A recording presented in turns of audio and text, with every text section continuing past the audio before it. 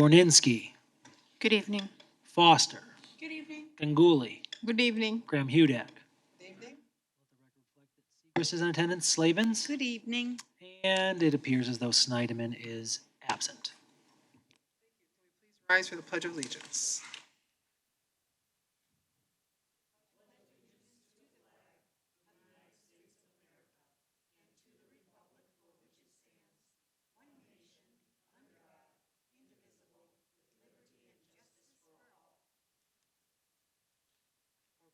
you. All right, can I have a motion to adopt the agenda, please? So moved. Support. Motion made by Clerk Seeger, supported by Treasurer Slavens. All in favor say aye. Aye. Opposed, nay. Motion passes. First item on the calendar is general calendar. Consider approval of the Third Amendment to the final PDD for Springs at Willows Creek, formerly named Wellington and the Willow, Tremont Place and site plan for Springs at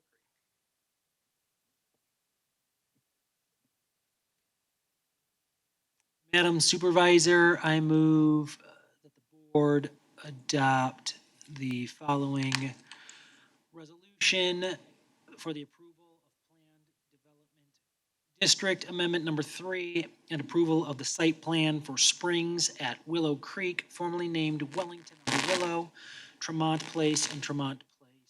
Whereas the project sponsor has requested approval of amendment number 3 to the Springs at Willow Creek Plan Development District and approval of the site plan for Springs at Willow Creek, located on the east side of Lots Road between Ford Road and Cherry Hill Road. Whereas the Planning Commission reviewed the amended plan development plan and plan development agreement and voted 8-0 to recommend approval of the request with conditions as it meets the criteria for a planned development, results in definite benefits to the community, and complies with the applicable site design requirements of the zoning ordinance, except where modifications are approved or revisions are required. And whereas the Planning Commission reviewed the site plan and applicable criteria and voted 8-0 to recommend approval of the request with conditions as it is consistent with the Plan Development District and conditional rezoning agreement and meets the requirements of the Charter Township of Canton Town zoning ordinance. Now therefore be it resolved, the Board of Trustees of the Charter Township of Canton, Michigan does hereby approve amendment number 3 to the Springs at Willow Creek Plan Development and the site plan for Springs at Willow Creek as proposed in the Plan Development Agreement, site plan documents, and EV charging proposal, subject to all state, county, and township requirements, including compliance with the sign standards of Article 6A, and subject to acceptable review of the Lots Road Sewer District Pump Station Reimbursement Agreement by Township Legal Counsel and the Municipal Services Department prior to Township Board action on the reimbursement agreement. Motion made by Clerk Seeger, supported by Treasurer Slavens. The project sponsor, Continental Properties Company, proposes a third amendment to the final planned development district for Springs at Willow Creek, formerly named Wellington on the Willow, Tremont Place, and Tremont Place. Project sponsor has concurrently applied for site plan approval. In its meeting on March 26, 2024, the Township Board of Trustees postponed action on the PDD amendment and site plan applications pending information from the applicant on proposed electric vehicle charging for the site. The applicants have submitted a proposal to install one EV-ready space per dwelling unit with a garage, one EV-ready space for 25 parking spaces, and one EV installed space per 25 parking spaces. The EV spaces are proposed to be level 2. Director Norwood or Patrick, do you want to add anything? Thank you, Madam Supervisor. I don't have any further to add, but as you know, Patrick's here to answer any questions. Thank you. Thank you. Just a couple of items to add. The project applicants we met with the day after last week's board meeting to discuss the comments and recommendations from the board, and the applicants made a quick turnaround in terms of a proposal for installation and planning for EV charging stations. So the email from the applicants was included in the packet and summarized in our report. So with that, we'll be happy to take any questions. Thank you. Summer, I know you were part of this before. You want to just give an update on what the Planning Commission discussed? have anything to add. Questions by anyone on the board? Can I ask, what the state standards are with regard to brick and stone? Typically, Sure. For the architectural requirements for, in the zoning ordinance, it requires 50% brick. And usually, for the masonry requirements, stone has also been included as meeting part of that 50% requirement. For this project, I think it was in their second amendment, they obtained a modification to have less than 50% brick and stone. That was approved in that second amendment that was approved, I think, in 2021. The applicants have, with the third amendment, Continental Properties has come forward with similar architectural style that was approved at the second amendment with less brick and stone than 50%, similar amounts than what was on the second amendment, but there were some different allocations based on their architectural style. So on the apartment buildings themselves, the average percentage is 21% stone, and the remaining materials are 51% fiber cement siding, almost like a hardy board siding, and 28% openings, which are doors, trim, and windows. For the clubhouse, that's 28% stone. For the 8-space garage building, that's 26% stone. And the 12-space garage building is 28% stone. And the maintenance garage is 35% stone. So those buildings, the percentage of stone ranges from the low 20s to high 20s and mid 30s for the maintenance garage. I'll just say, given the relaxing of some of the standards, the modifications to the existing, I think I saw 7 or 8 in here. I'm just a little bit concerned about the site appearance, personally. Additionally, the site plans, seeing buildings with their side to Lots Road, when we do multifamily, I really think that sometimes we've been pretty intentional about ensuring that the front of buildings are visible to major roads as opposed to the backs of multifamily or the sides of multifamily. So not overly thrilled with the site plan, and I think we've relaxed a little too much of our standards. This is Canton, and one of the things that makes Canton a special place to live is our high standards. And so I'm grateful that they met the recommended increase in public benefit that was discussed at last week's meeting. But I believe I will probably be voting no today on this. Any other questions or comments? Okay, so as you had said, they did comply with what we had asked for the EV for our ordinance. Okay, so I'll take a vote. All those in favor of the motion say aye. Aye. Opposed, nay? I will say nay. Okay, thank you. Motion passes. Thank you. So our next item on the agenda is a study session, consideration for microtransit in Canton Township. Do we have enough? So who will be doing it? Thank you, Madam Supervisor, and thank you to the board for considering us this evening. I have the pleasure of introducing Sarish Cassett from VIA. And just a few quick words. In the spirit of economic development, we recognize the importance of public transportation, which is a critical accelerator to growth in any economic environment. And to that end, we have identified a potential funding source and a potential solution through VIA. And VIA is going to give you, through Sarish, a brief presentation on what microtransit is about and how it can be applied to Canton and how we can possibly fund it. So, Sarish, over to you. Thank you, Gavin. Can everyone hear me? Fine. Thank you. Hopefully that's better. Great. Well, thank you so much for the board and to Gavin and John for having me here. Really excited to chat a little bit more about microtransit and how it can solve some public transportation challenges in areas like Canton that don't the density to support, larger fixed route buses and a larger, kind of a traditional public transit system.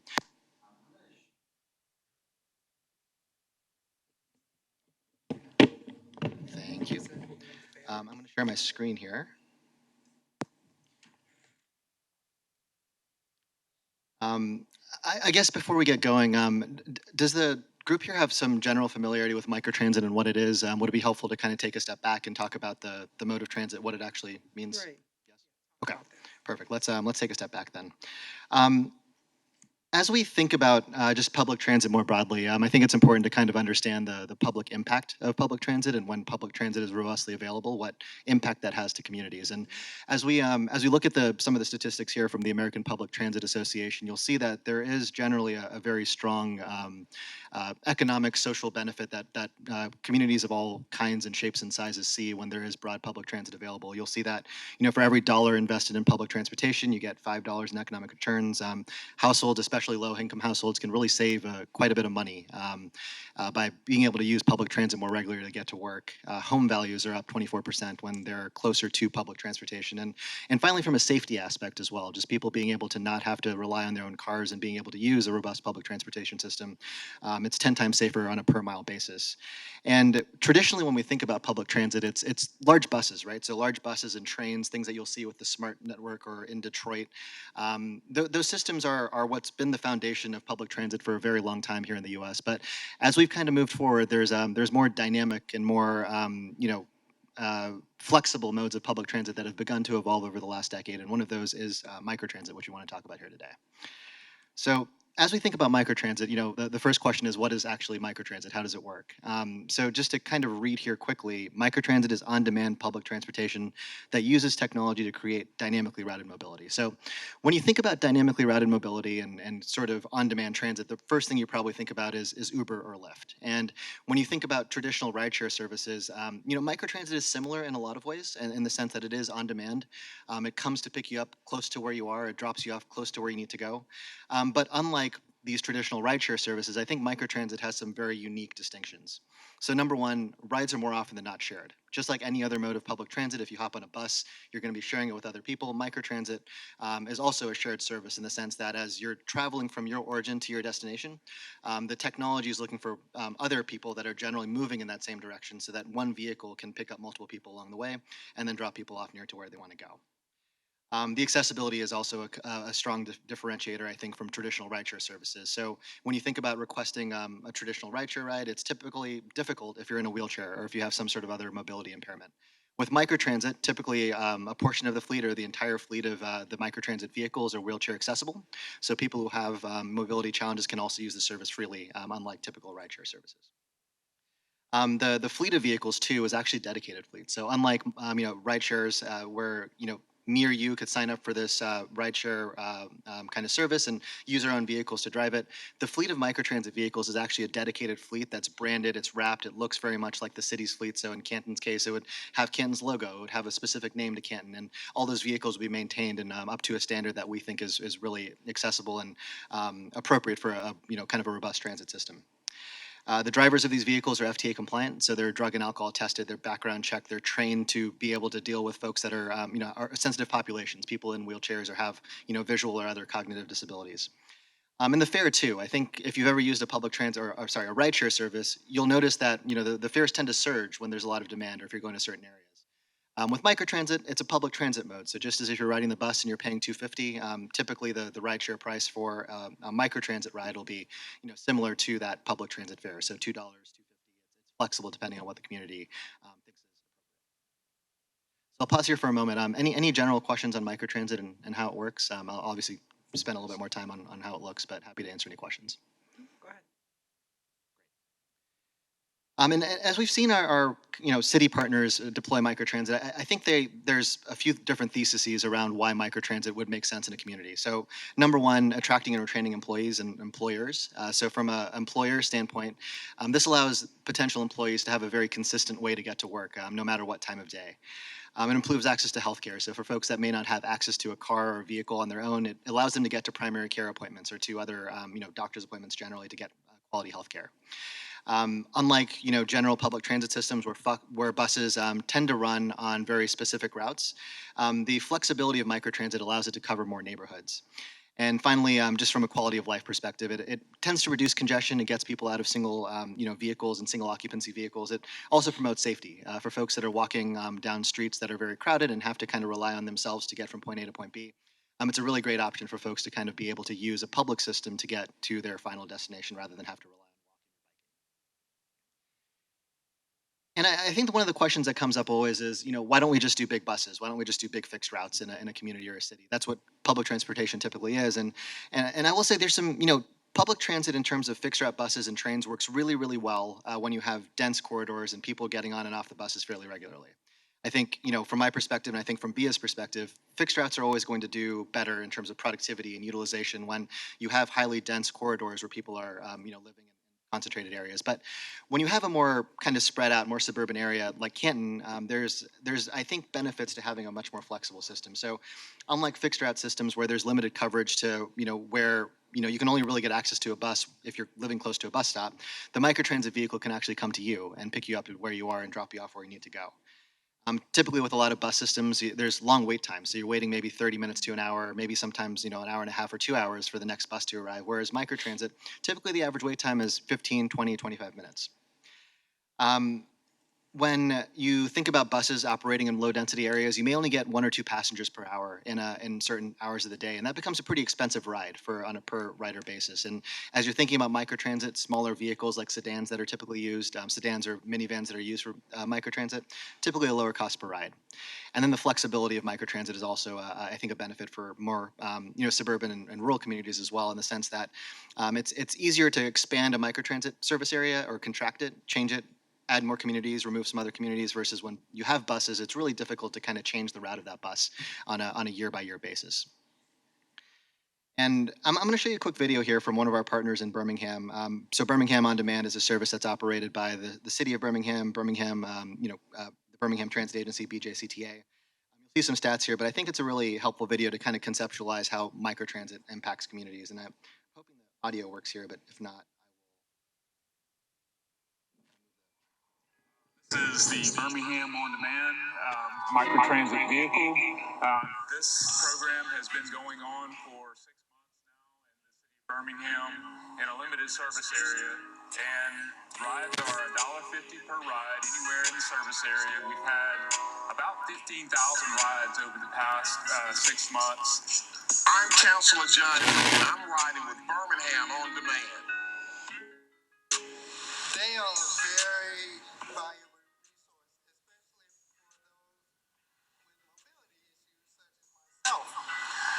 They made getting around the city a lot easier. And it's very cost efficient too.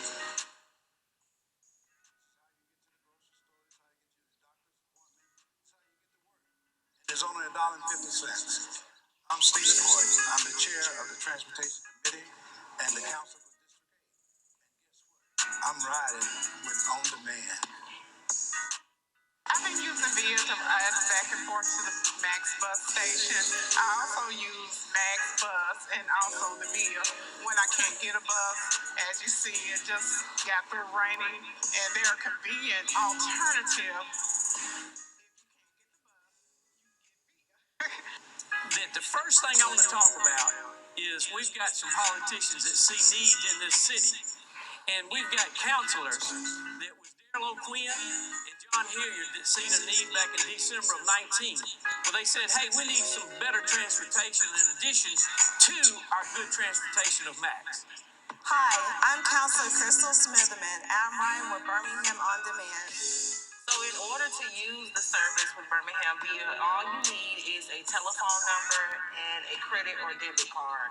We'll pick you one of our pinpoint locations and then give you a call so that we can make sure that we're both at the designated location. And then we'll pick you up and then ride in a clean environment to whatever drop-off location of your choice you chose.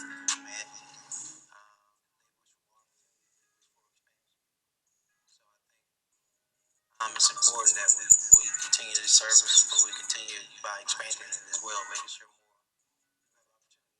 Like the most is all things being equal, if everybody had is access to get to that job would be the most critical. I find that the impact that VIA has on the city is enormous, and that's speaking from a driver's perspective because I meet a lot of people, and a lot of people are able to access hospitals, jobs. Numerous of people have access just to get to the job, back and forth with VIA.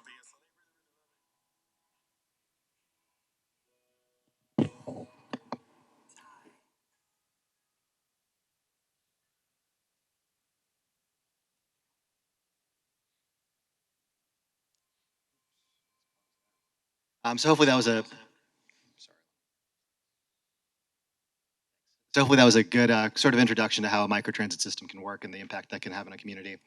I'm going to spend just a little bit of time here next chatting about how VIA sort of works with cities to make microtransit a reality, and how we generally partner with cities and transit agencies as well. So taking a quick step back in who VIA is, we're a very large public transportation technology company at the core. So we've been around for about 10 years and power different types of mobility options, whether that's microtransit, paratransit, planning software as well, with about 700 different partners around the world. Here in Michigan, we actually work very closely with a number of transit agencies and cities. So, every very large public transit organizations like SMART in Detroit, all the way to pretty small and rural transit agencies like Cadillac Wexford, kind of on the western side of the state. When we think about microtransit and putting it into communities, we can actually come in, and we do this with SMART and with MATS in Muskegon. We're soon going to be launching with Metro in Kalamazoo and CATA in Lansing, but we can actually come in and provide the entire infrastructure for microtransit, and we do this with a number of our partners, probably about 50 around the country. So that's a combination of having the vehicles and the drivers and the customer service, the dispatch, the marketing teams, the grants team to be able to support a robust microtransit service in a community. And in Smart in particular, we're actually operating 5 different what we call microtransit zones in the suburbs of the transit network, and we've actually been able to increase job access by 5 times in those areas where microtransit is available.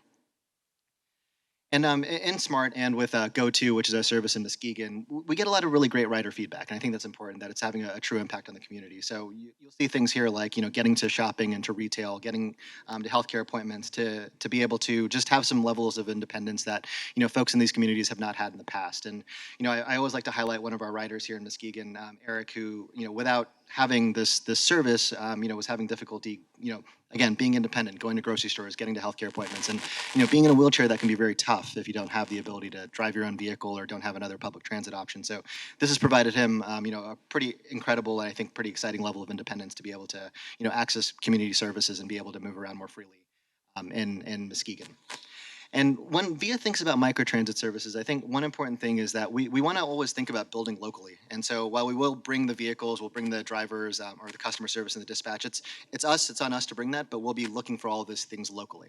So we'll be working with local, communities to find drivers for these vehicles. We'll form local partnerships, ideally with businesses that are interested in kind of partnering in the service. All the vehicle maintenance, all the vehicle upkeep, that'll be happening locally in Canton. So we want to make sure that we're actually building a business here versus, bringing drivers from outside of the city, bringing a bunch of drivers from Detroit or from other parts of Michigan. We want to build as locally as possible by doing collaborations across the community.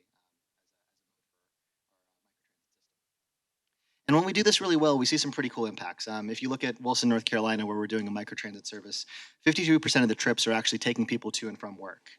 In Memphis, we did a survey of our riders, and 73% of those riders actually don't have access to a personal vehicle. So this is really an ability for them to, again, live independently and be able to move more freely within their communities. And in Chandler, Arizona, which is a suburb of Phoenix, I think this is pretty interesting, but 54% of the rides actually are to or from school. So what this is allowing students to be able to do is, and parents, frankly, is, get to after school activities, get home after school when parents are working late hours or longer shifts, or maybe they only have a single car and have multiple children at different schools. It's a really great kind of boon for parents to be able to rely on a public transit system to safely get their kids home and to other activities after school. And zooming out a little bit more and looking kind of across all of VIA services and all the data, I think it's exciting to see that we're creating more affordable, equitable, and kind of reliable public transit across all of our riders. We see about 80% of them earn less than $50,000 a year. 30% have some disability that restricts them from accessing traditional public transit, and 60% of our riders use this solution to get to work on a regular basis. So it's been a really great. I think microtransit generally has been a great opportunity for folks to again gain independence and live their lives in a more economically. And I want to move a little bit into kind of what the rider experience looks like. So if somebody in Canton was to book a ride and kind of use the microtransit system, how would that look and feel? And I think step one is, getting folks in Canton really aware of how the system works. And, VIA will actually come in, we'll be on the ground, and we'll work with you to hold sessions, let's say at the local library next door or in other community areas. We'll do social media campaigns. We'll have press events alongside all of you to make sure that we're getting the word out to the community. And once people are aware of the service, there's two ways to book a ride. You can either book that through a smartphone application that we'll develop on your behalf. So it'll be a Canton specific, application that's available on your iPhone or an Android device. And if you don't have access to a smartphone, you can always call in to book a ride. That's always the alternative. If you can't afford a smartphone, if you can't, choose not to use one, you can always call in to book a ride. And from there, after you book that ride, you'll get picked up by one of these, branded again, wrapped vehicles. You'll see a few examples on the left-hand side. Generally, we'll either pick you up at what we call a virtual bus stop, which is a shared corner that's maybe a block or two away from where you are, and drop you off where you need to go, maybe a block or two away from where you need to go. So there is some level of walking for folks just to build a little bit of efficiency in the system. But that being said, if you have a mobility challenge, you'll absolutely be picked up exactly where you are and dropped off where you need to go. So if you're in a wheelchair and you request a ride, the system will know that you need to be picked up where you are and dropped off exactly where you need to go without that kind of walking. And we build the system to be as accessible as possible. So, I mentioned this before, but the vehicles that we'll be bringing will be wheelchair accessible. So if you're in a wheelchair, we have drivers that are trained to secure wheelchairs safely. The vehicle is equipped to be able to secure those wheelchairs as well. And, we want to, again, make sure it's accessible to all types of mobility. There's also options for unbanked riders. So if you don't have a bank account, you can also, in certain areas, depending on regulations, pay in cash. If you don't have a smartphone, you can call in to book a ride. We build the smartphone application itself to be accessible to all members of the community. So with options for folks with visual impairments or color blindness. If you have let's say a large Spanish-speaking population or another language that's predominant here in Canton, we can build the application to be available. And finally, from a communication standpoint, we can send push notifications about the ride. Your ride's 5 minutes away, it's 10 minutes away. We can also do an automatic phone call, again, if you don't have a smartphone. So there's a lot of different ways that we kind of want to make this service as accessible as possible to as many people as possible. So again, I'm going to pause here for any questions. Otherwise, we can talk about this funding opportunity that Gavin mentioned and how the finances look generally.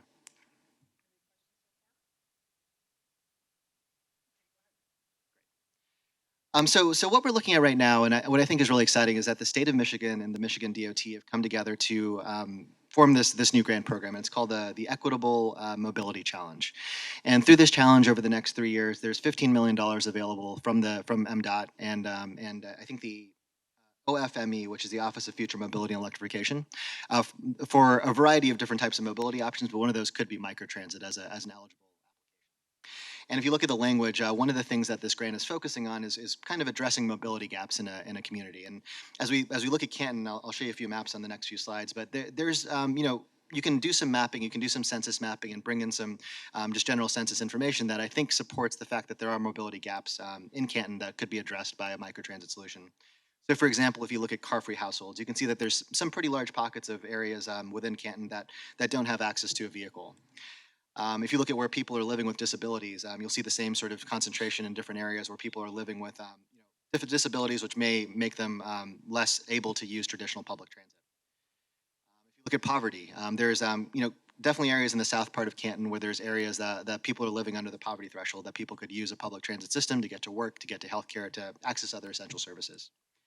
And finally, if you look at jobs, there's some pretty significant job density here in Canton, as you all know, and trying to get access to those jobs, whether it's for shopping or for retail as a consumer, or as an employee trying to get access to new employment opportunities. There's a good case that I think we can build for this grant application for why Canton would be a great option to build a microtransit network. And so our proposal would be here, and working with Gavin and the team, is to kind of create a microtransit network that would cover the entire city limits of Canton. So anybody within the city limits would be able to book a ride, again, whether that's through a smartphone application or whether that's through making a call, and move freely within the city limits. We also kind of created again, this is hypothetical, but a network connection to the smart system. So for folks that are using the smart bus to get to the edge of that smart network line and then transfer into the Canton community, that would be an option as well. So people either moving to or from that bus station would be able to use the service as well. The service would be on demand. So again, as you are interested in booking a ride, you could book it on demand, or what we call kind of an ASAP ride, to be able to take the service. The vehicle types would be 5 to 6, or would be 6-passenger minivans. Think about Ford, Ford um, uh, Transits. Sorry, I was blanking on the name there. Ford Transits, those types of vehicles to be able to run the service. The service would operate 7 days a week. It would be available from 6 a.m. to 10 p.m. And the wait time, based on some simulations we were able to run, would be somewhere between 15 and 20 minutes. So from the time that you requested a ride, from the time that you get picked up, it would be about a 15 to 20-minute wait. And again, a lot of these parameters are flexible. Again, that's kind of the beauty of microtransit here, that we can work with you. We'll work with Gavin and the team to be able to understand, which hours of day are most relevant to have this service available. How many vehicles do we need? What wait times are acceptable? And so we'll be able to kind of work with you all to determine what the final service outcome would look like. And from a timeline perspective, I'm kind of thinking about the grant timeline along with the overall service timeline. The applications for the grant opened up in February. They're due in April.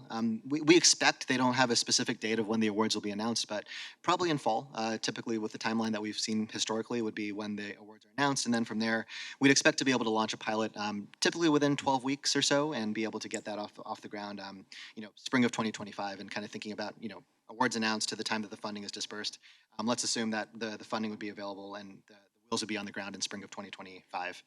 And then from there, as you think about the grant structure, there's a match component locally that Gavin and I can kind of speak to. But ultimately, in year one of the pilot, the grant funding would cover the entire cost, both capital cost and operational cost of the program.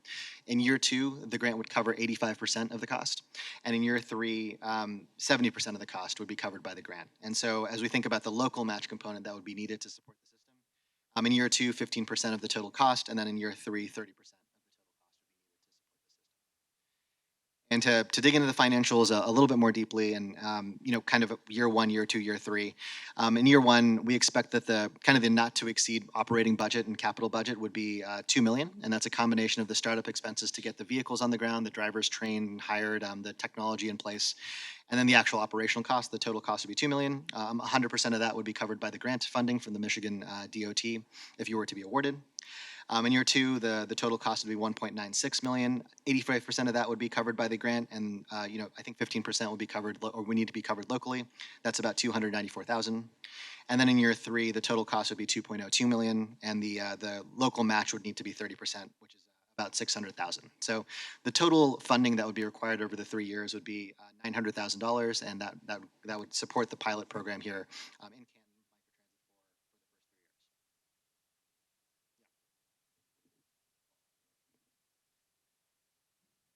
All right, thanks again.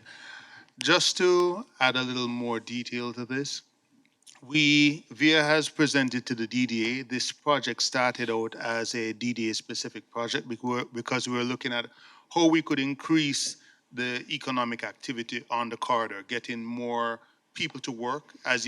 If you drive along Ford Road now, you'll see see businesses that are looking for people to work. In fact, discussing with one business today in preparation for this meeting, there's one of our prominent businesses where their employees, they have a few employees who actually take the bus and then cycle in to work. So you see the potential of not only solving those transportation problems, but also opening up to open up the employment base so we can have our businesses operating at full capacity. Some restaurants now operate with reduced hours. The DDA received a presentation several presentations from VIA, and they have committed to taking up half of the costs for year two and year three when we have to match. So we're presenting to you today with a goal of obtaining a memorandum of understanding, much as the DDA has promised, that the township will take up the remaining 50%. When we look at this, I think that this is a very lucrative opportunity for the township to introduce microtransit, solve a lot of problems. And I think once you go beyond year three, there is an opportunity to start, as people get accustomed to this, we can look at other options for funding. So I just wanted to add that to you. So don't get scared by the price tag that you see. It's not all going to be put towards the township. The DDA is also going to participate here. Thank you, Gavin. I'll wrap up the presentation here very quickly. As Gavin mentioned, after the third year, there's a lot of different alternatives for funding. Some of that does happen locally. Some of it does happen through partners and grants. A few examples here. We do support our partners with grant funding. We were able to work with the city of Grand Rapids in Minnesota, for example, to obtain $9.3 million for the expansion and the sustaining ability of a service out there, a microtransit service called Go Marty. We've worked through the federal appropriations process, kind of the community project through local Senate and congressional leaders to have funding be available through the just general federal budget appropriation process. And we've worked with cities like Valdosta and Longmont in Colorado and Decatur in Illinois to get funding directly from the federal government. A lot of our partners also work locally with partners. Universities, for example, tend to buy into services as their students are also taking advantage of these rides and potentially even getting safe rides overnight. The University of Oklahoma in Norman supports the service in Norman, Oklahoma, as their students are using the service kind of on a late night basis. And then finally, in Birmingham, which we saw the video of earlier, we have a partnership with the Community Foundation in Birmingham that's actually found a lot of uses and kind of alignment with their goals and having transit, and they've actually supported that project with $500,000 funding support. And I'll kind of wrap this up here with one video. I think it's always always important to kind of understand what the impact is to actual riders and people who use the service. I think we saw a video that was pretty heavily involved in the political side of it, the council members who got supportive. But I think this provides a pretty good insight into 3 riders in 3 different places that use the service. And again, just in a way that they wouldn't have been able to have mobility otherwise. So I'll wrap up with this video here.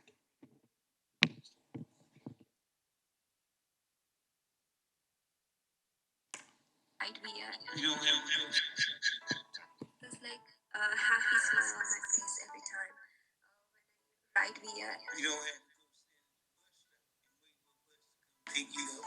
I can rely on being it's not a strain on my pocketbook or a strain on my stresses. First got out of prison and I was going into a halfway house.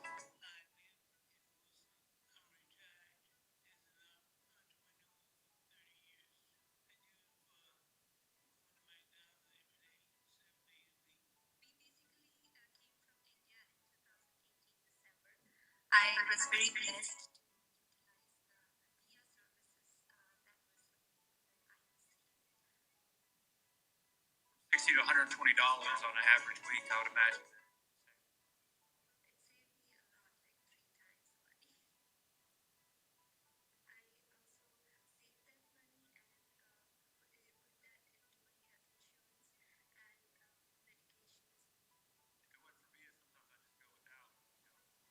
Stay at home because it's not really an option to spend so much money on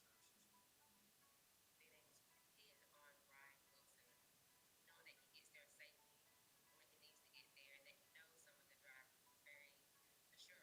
As his daughter. I don't have to rely so much on friends and family and other people to get to A to B. It's very convenient. Difficult when you get out of prison because it seems like there's a lot stacked against you, especially financially. And in my case, my license was suspended for 6 months. If it wasn't for services like VIA, I might not be able to, go to school when I wanted to.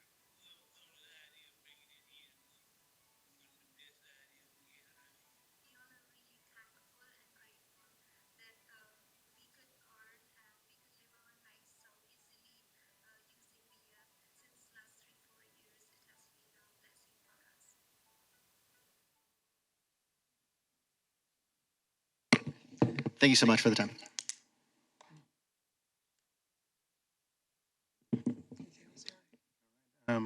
Any questions?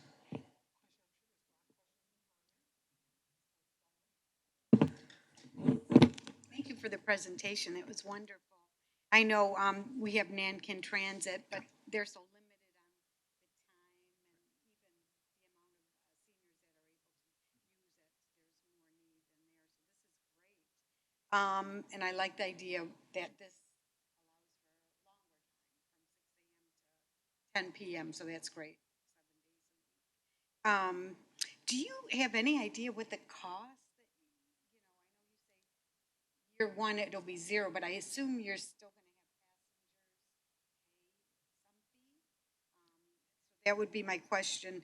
And then another question would be, are you going to, you talked a little bit about an area to pick folks up from SMART because it is outside of Canton jurisdiction for folks who wanna either work here, to get a ride into the township or leave the township to go to doctor appointments or jobs. Yeah, absolutely. Thank you for the question. To answer your first question as to, the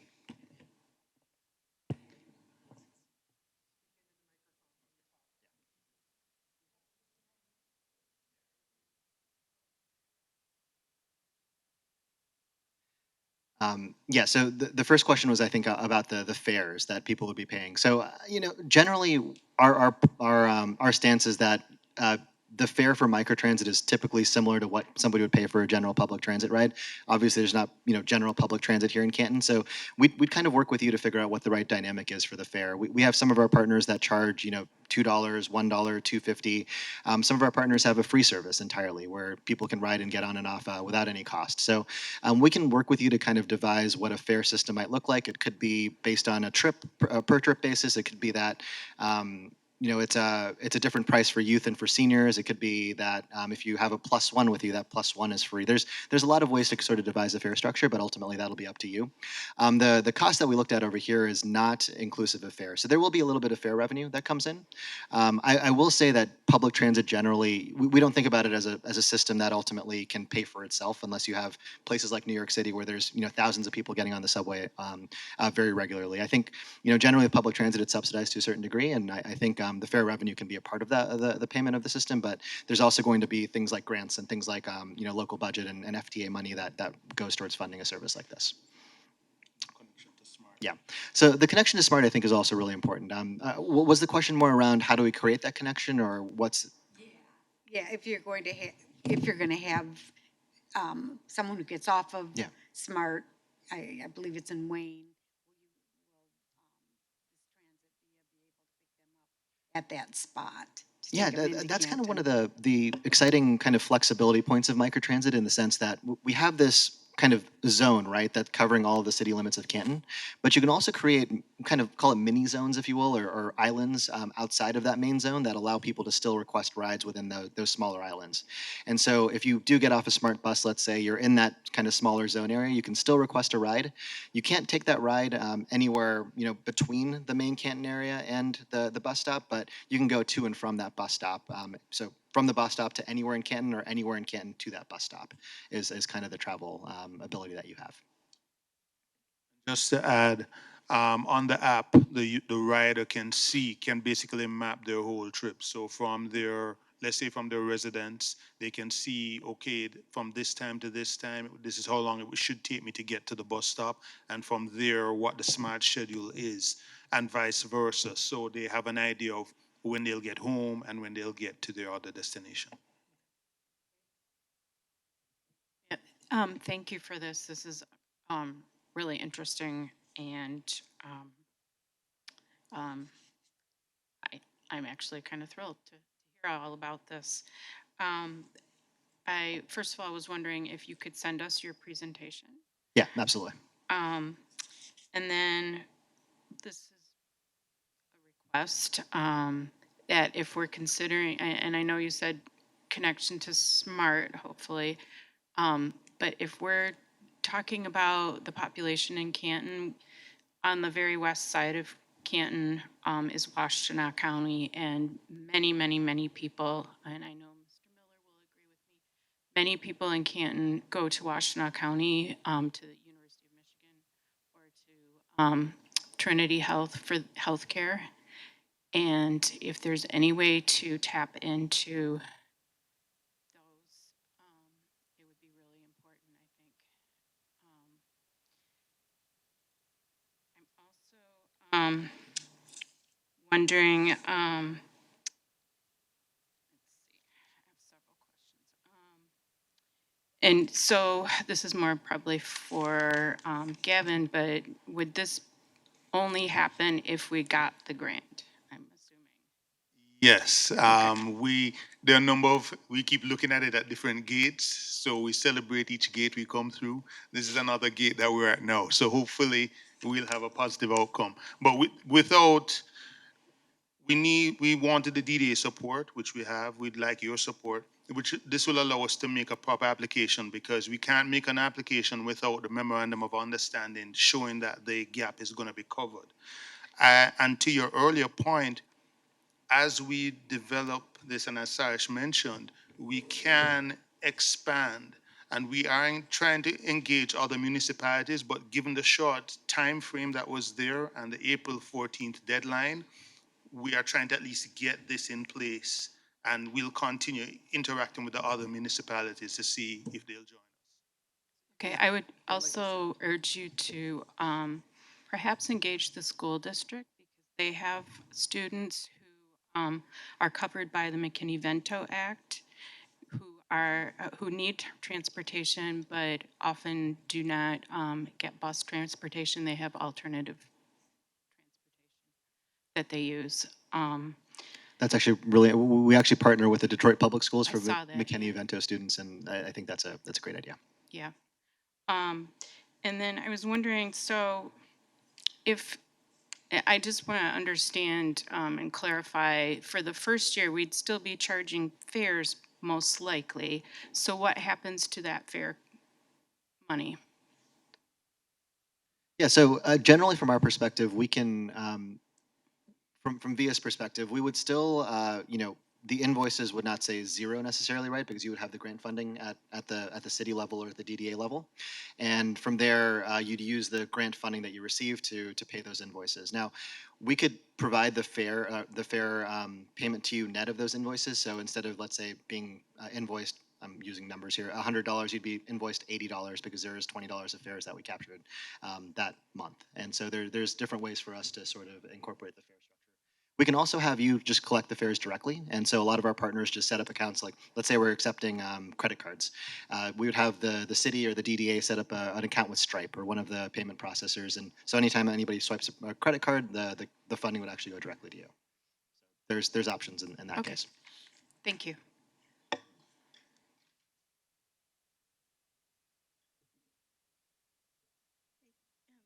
This is a great presentation. I remember, I think it was a year or two ago, there was an article in Cranes that called Canton Transit Dead Zone. So excited that we are even considering this today. I do have a question. I know that City of Detroit and the airport recently developed a shuttle service where you can go from Detroit to the airport. And I think for Canton, there's a large population where they have cars, but they travel for work. And I just wonder if there's a way to set up a system where, you can get picked up at this time and get to the airport by a certain time, just so business travelers can have that convenience and don't have to worry about finding a ride to the airport. Yeah, no, absolutely. I think we talked a lot today about on-demand rides. Some of our partners do have leave the ability for their community to pre-schedule rides as well. And part of that pre-scheduling process could also be, I need to arrive at a certain time to a place, and you tell me when I need to get picked up. A lot of that happens with doctor's appointments, for example. So somebody might know that they have a doctor's appointment. They need to. We have a lot of our partners, or a lot of our riders go to dialysis on a regular basis, and they have a chair appointment at a certain time, and they know they need to get there at a certain time, and they let the system know, and we kind of work backwards from there to figure out when they need to get picked up. So in this proposal that we have in front of you today, it does not include a connection to the airport, but that's actually something that we can absolutely consider.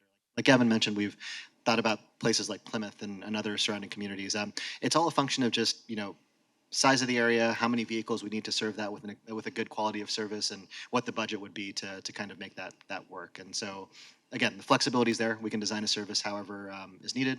But then the question becomes, how big of a program do you want to start with, or do you want to start with a smaller pilot, get some really good data, and then think about expansions in the future? Oh, sorry about that. And I'm sorry, Gavin. no, just gonna add to that. In discussion with a couple of businesses I won't disclose them at this time, but what they have expressed is some of their clientele, for example, is in Ann Arbor. the students that are there. So there's ample opportunity for partnerships. Like with the airport situation, if we do some surveys and see that there are enough people who would want to use this service going to and from, and we establish some other partnerships, certainly we can make it happen. And as Sarge said, you can create particular islands that you can have as destinations or start points. So it really is up to us and what partnerships we develop. Thank you. The other suggestion I had was Schoolcraft College in Livonia. We have a lot of, actually, I know a number of kids who go to school at Schoolcraft who Uber there every day because they don't have a ride. So I just think that this could be a tremendous for our community. Yeah, first of all, thank you so much. We have been considering this transit, especially to connect to the smart connections because it's so important that especially people, like as you said, on Michigan Avenue area who don't have public transit nor is looking for one, and we only provide, NAN can only provide to the seniors. So my question is like, you have done, this is all entirely, as I understand, this is going to entirely be operated by VIA, and you invoice us, and this is the estimate that you are providing for how much it's going to cost, right? That's what I understand. So when you have gone into other communities, like have you because Canton is a very mixed community, like there are some communities that are more urban or like a university town. Have you been to similar community? Have you worked with similar communities like Canton in the past? That's my first question. Yeah, it's a great question, and the answer is yes. We work with a lot of suburban communities, smaller communities. I'll give you a couple of examples. Outside of in Louisiana, it's outside of I don't want to say Lafayette. It's I'm sorry. Baton Rouge, thank you.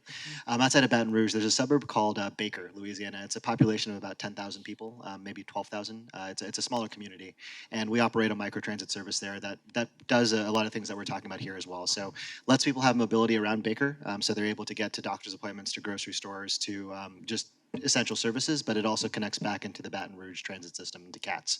And so people can make that connection to the broader transit system and use the buses then to get to the broader, Baton Rouge area. Another good example would be in Lone Tree in Colorado. It's a suburb of Denver, south of Denver. I think it's about 15,000 population or so. So another smaller suburb, but there's large employment centers in Lone Tree. There's very large employers that have decided to move their headquarters to Lone Tree, and the service there is actually free, and so people can book a link-on-demand ride to these employment areas, or again connect to the RTD light rail stations to get to the greater Denver area. So yeah, I think what's pretty interesting about microtransit is that it can scale very, very large. We have customers like we work with Pace in Chicago, which is a suburban transit provider. We work with Smart, obviously, here in Detroit, but we also work with very small communities and small towns. So it can work in a lot of different environments. Also, Gavin, this question was for you. Like, you have only spoken to the DDA. Have you spoken to other business hubs, like on Cherry Hill Road, or like we have businesses coming up on like say Warren, because we always go and see these restaurants and other places that are there in need of people, and that could also be something to look into. Well, definitely, we just started speaking to other businesses. The DDA board as a whole were able to give some input from that standpoint. And as this develops, we'll reach out to all the different businesses, because one of the things Sash didn't mention is that, well, didn't emphasize, is that the buses also carry advertising. So it's also a possibility for businesses to communicate to the riders throughout the township their services. And we can have a greater collaboration. They can do whatever specials and things they want to do. So it opens up for a lot of other commercial activities. And certainly it's for those smaller businesses that don't have the budgets of the larger stores. There's opportunity for them with this as well.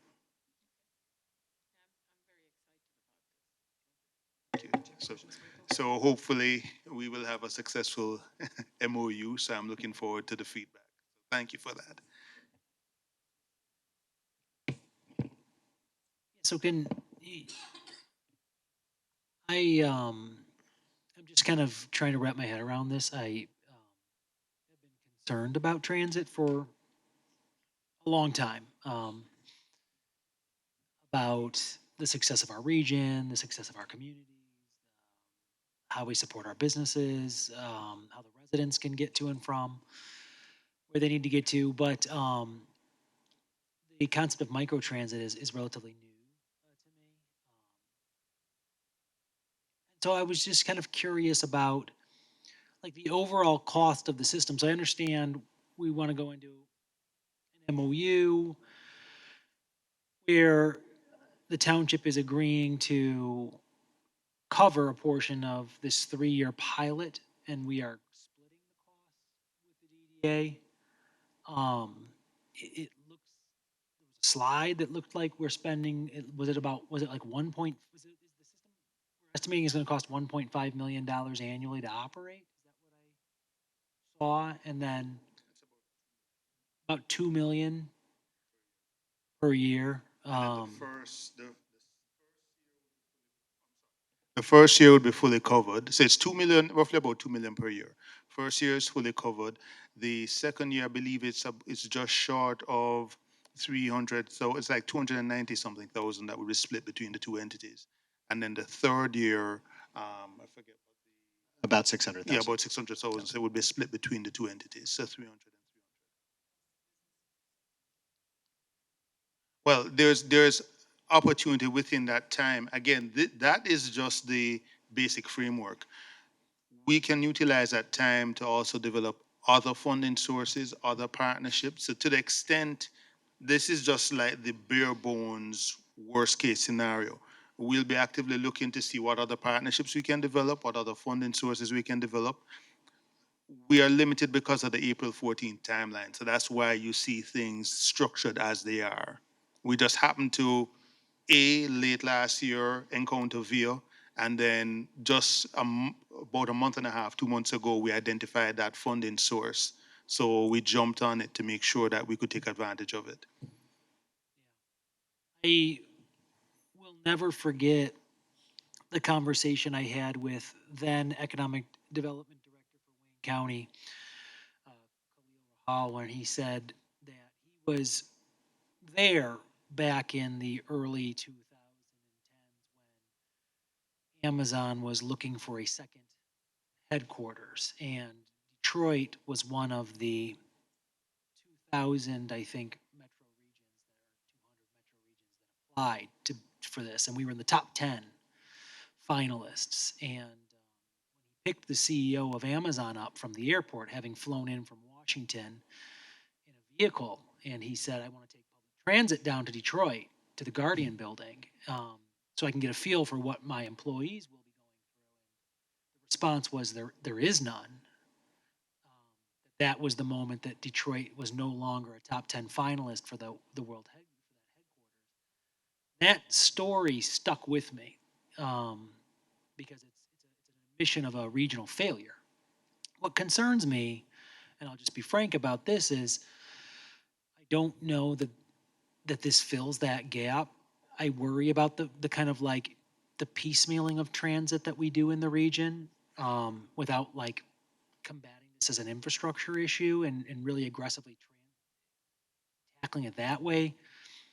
So Canton will be funding potentially $900,000 over 3 years for this pilot. And then if the funding doesn't go through, if we want to continue this in year 4, we're looking at covering the $2 million ourselves. And for a system that gets me in and around Canton and to one bus stop, I don't know if the juice is worth the squeeze on that. Especially because we're not eliminating any cars off of the road in this process. And when I look at only 8.5% of Canton residents being employed in retail trade services, most of them involved in manufacturing, educational services, and healthcare. I think if we're having a public transit system, if we're looking at putting that in, we're looking at starting to put money towards it, I do worry about Like, is this the right solution for that? I think it's a great opportunity. Do we know what the ratio would be between us and the DDA? Well, The the 900,000? DDA has committed to the 50%. So we'd be looking at the township to support 50% as well. So about $500,000 over 3 years. And we, how much do we spend annually on Lincoln Transit? Is it like 240,000? Our Canton Mobility Transportation Program budget's like 425, 450,000. Of that, I would say 330-ish probably goes towards Nankin.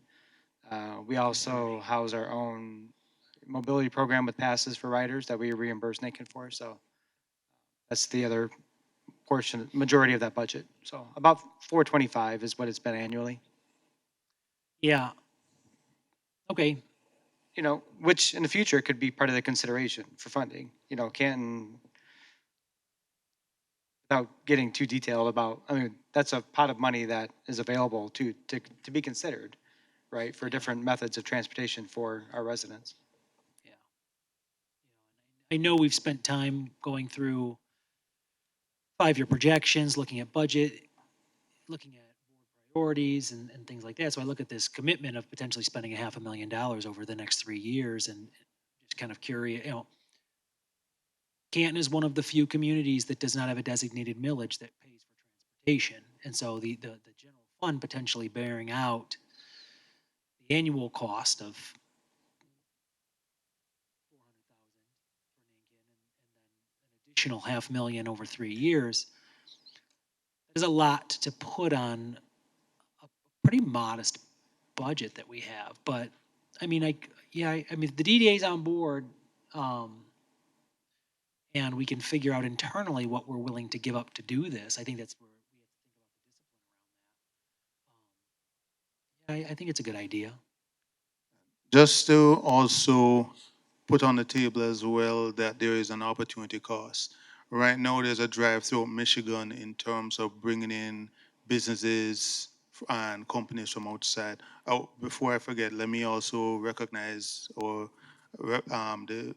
Mark Walbar from the DDA is also here. So just thank you for being here. Right now, there's a drive to bring businesses into Michigan from outside. And there will be a choice of where these businesses can go. One of the crucial things is transportation for employees. Not everybody can afford a vehicle. So by default, just as you mentioned with Amazon, when businesses look at, okay, if we situate, let's say on Michigan Avenue as we try to expand throughout Canton, how will my employees get to and from work? We also have expansion, different businesses coming into Canton currently, whether it be from the food services, the entertainment, etc. People will need for them to be successful, there has to be a means for people to get to and from. And we do not, so right now you're limited only to people with vehicles. So that's going to allow those businesses only a certain level of business, only a certain level of growth and expansion. So we have to determine, as a township, this is an important question, is growth important to us?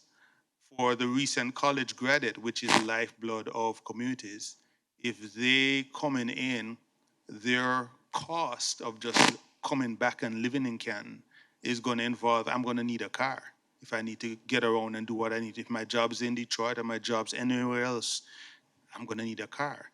How can we bridge that gap? So I think I agree with you. This is expensive. There's no getting around that. But as I mentioned, this is the worst case scenario that we presented. We will be actively, as you saw with what Sash presented, other municipalities have been able to get funds in excess of that to cover the cost of it. And that's what we will be pursuing. So it's not like this is what we're trying to stick with. We're actually trying to go beyond that. Yeah, I also had a very similar concern like Michael about how are we going to fund this? This is, and you mentioned something about DDA contributing to that, but, in other communities, like locally, businesses are looking for people to come, like, but this is just, this system will be just for Canton. We are connecting it to Detroit through the smart transportation, but when we are talking about people coming, our businesses expanding, we are putting in an investment of a Cherry Hill Village. Um, I wonder that, if people are coming from out of town to visit our Cherry Hill Village Square, will they be using a car? And like, if this type of transportation is within Canton, so, there are, of course, there are concerns like this that we all have here, that because this is just meant for our community, and how do we bring people from outside the community to come to our community to spend their money or come and work here? It's if it's just for Canton. So there are definitely, we have these concerns. I know personally, I think it's a great idea, but as as a trustee, I'm spending my residents' money on this, so that's a concern too. And I appreciate that, and that is an important concern. Just so you're aware, we have been in discussions with Plymouth in terms of looking to, and they have expressed interest. It's a matter of whether or not what they would be able to contribute and when. There is the possibility to look at Ann Arbor, and there is a sizable student base, as I mentioned. It's also an opportunity to partner with other businesses. So as I mentioned before, this started out with the DDA businesses. We now have a number of businesses that have expanded on Michigan Avenue with plans for more expansion. And there is a possibility to engage them as well. So again, there's opportunity for this cost to be lessened and deferred.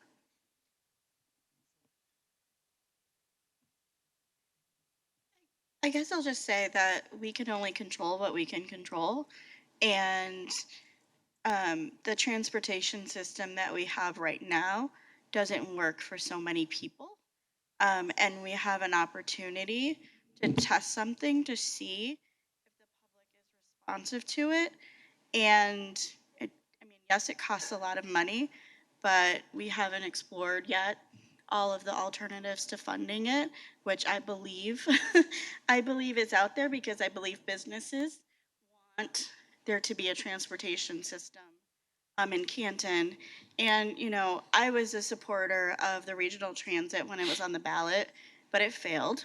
Um, every couple of years, the county executives and communities say that they're going to put it on the ballot again. It never happens because there isn't the support.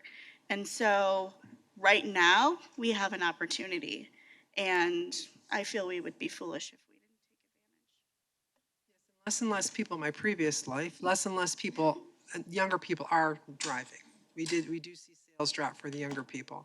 I mean, last century, I won't say what year, but this kind of a transit system was called dial-a-ride. This is what I used after my sports, after high school. I would use dial-a-ride, call them up as a quarter to get home. So this is not a new concept, and of course, it always faltered because of funding in the end, like all of our transportation. But there are different models for this too. There was one we brought up to the DDA a couple years ago from Georgia, and they were basically subsidized by the business, and a marketing driver drove them to each business, and to pick people up and take them to the store. Hey, Marshall's having this sale today. So there's a lot of different models we can combine here. Definitely. Yeah, so this is a 3-year model or a pilot. And what I'm wondering is, at the very beginning of your presentation, you talked about, how getting the word out about this is crucial. And so I'm wondering, do you have any kind of estimate or idea of about how long it takes to actually build the ridership? Yeah, it's a good question. Typically with our new partners that are deploying microtransit for the very first time, we expect it takes, call it 3 to 6 months for ridership to really start to pick up and get to a point where we can kind of consider it to be steady state. In some communities, I will say it takes a little bit longer. Some communities it's really short when there's just a really burgeoning need for the transit system and people are just kind of waiting for it to come online.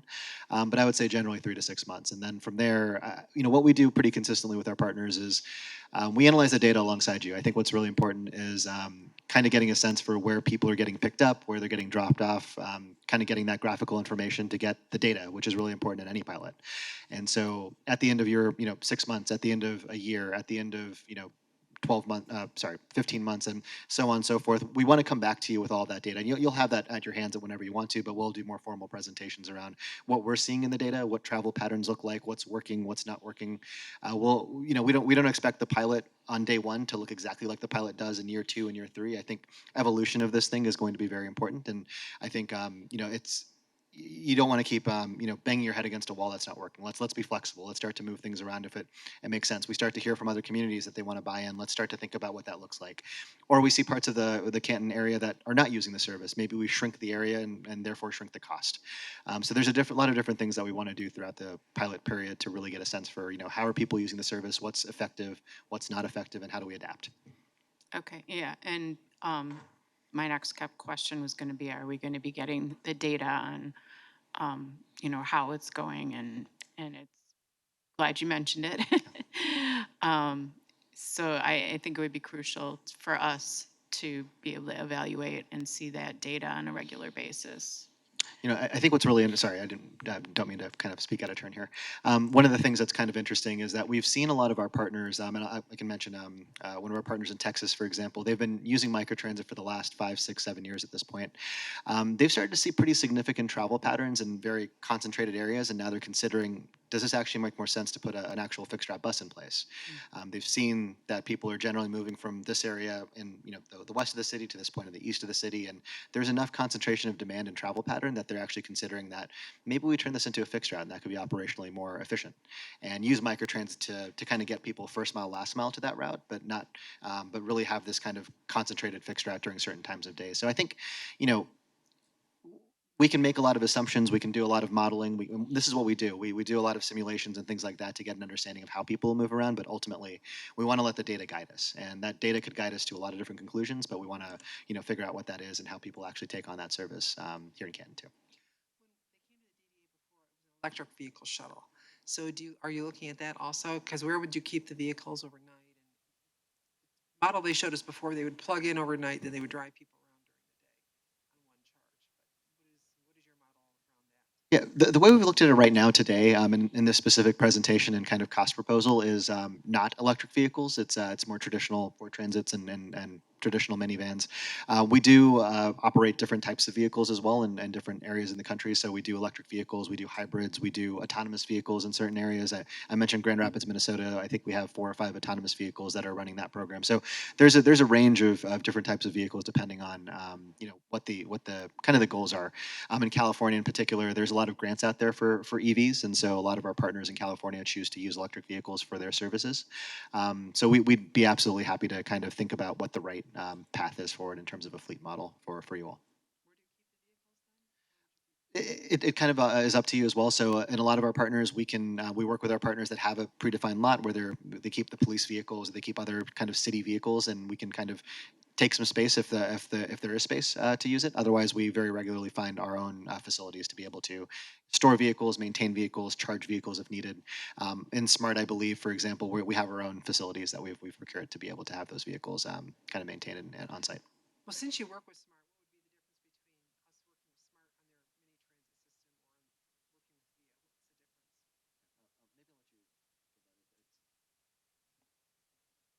So I think for a lot of that, there's a very specific service. So this would provide us a lot more flexibility going geographically throughout the township, whereas the Smart Connector service is only to connect. So those are riders that were only using the Smart Bus system to do that.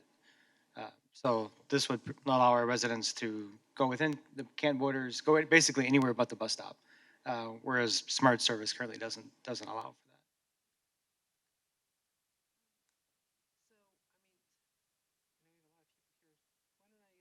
5 minutes if anybody has any questions.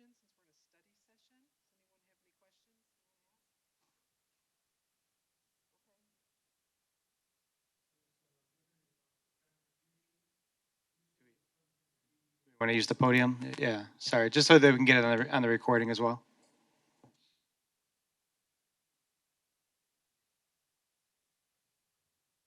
Robert McCausland. I'm a business owner in the DDA district, and I was wondering about, you said that the DDA would pay half for the first year? For the first year, it's fully covered. Yeah, right. Right. The second year, there's a 15% of that 2 million, which would be split between the DDA and potentially, if the township agrees, the township. And then in the third year, that 25%, which would amount to about 600,000, would be split between the two entities. DDA, I'm paying for it once because I'm in the DDA. And again, I'm paying for it again in my tax dollars that don't go to support the project. So actually, we're paying 100%.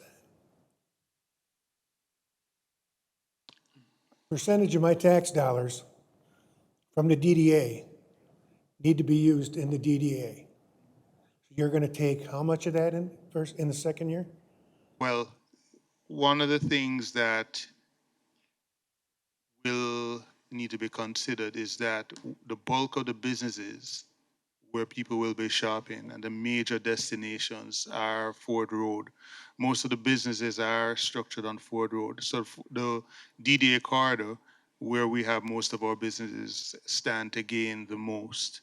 So with your businesses on the DDA corridor, that is part of the consideration. So again, we have to look at where the majority of the riders going, as you saw with some of the density maps that were shown earlier, where the concentration of the businesses are, and also where are the riders going as far as employment.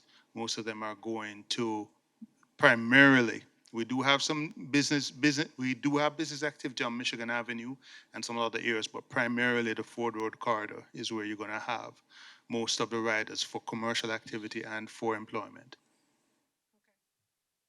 Again, the DDA pays for the second year.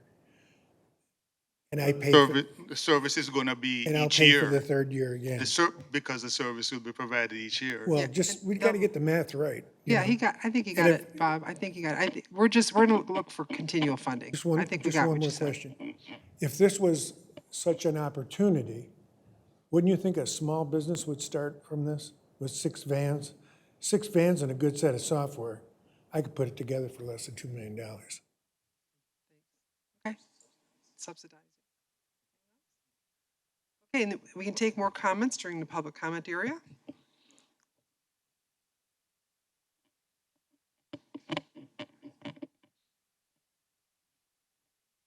Yeah, I've seen this in other communities. It's generally tied to the transit system. It's never funded from the community within. It's generally an excess or accessory, so it would be like SMART would provide this. Like the comment was just made, why would we take $900 annually or $900,000 annually out of our DDA budget, which needs to stay in our DDA? I mean, it just seems like it's not focused. We have no idea how many riders. We have no idea how many destination. We're going to jump into this as a pilot experimental program, but it doesn't seem like you guys have really well focused of where you're going to go, how you're going to do curb to curb, house to house. Sounds to me like it's just a very expensive cab service at the back of the tax, on the back of the taxpayers, especially the DDA taxpayer. And the rest of the money has to come out of the general fund, I would suspect. So that has to come out of the regular taxpayers. I mean, I think we can do a lot better off with $900,000, leave it in the community than at this time. I'm not saying it's a bad concept currently, it just doesn't seem very focused to me. Thanks. Okay, the next item on the agenda, advisory council proposal. If you might want to stay around for public comment also.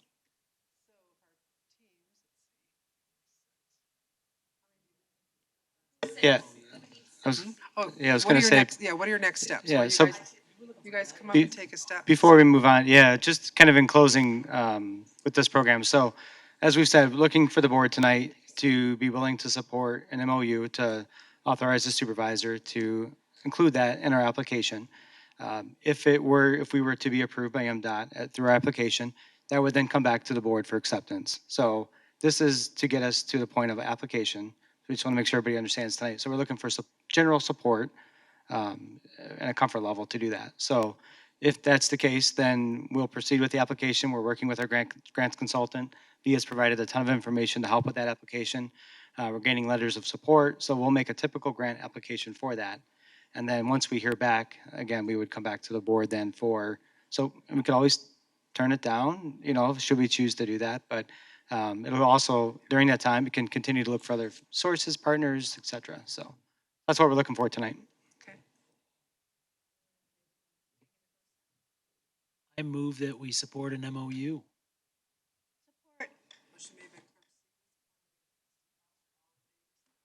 Aye. Opposed, nay? Okay, thank you. Thank you.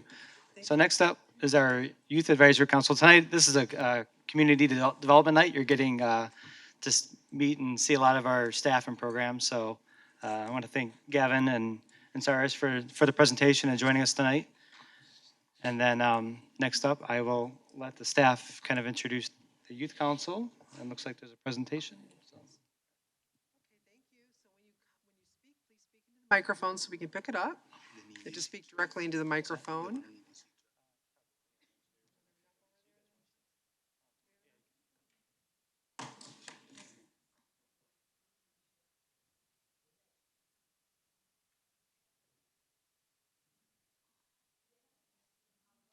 Yes, yeah, it should stay on. You can leave it on.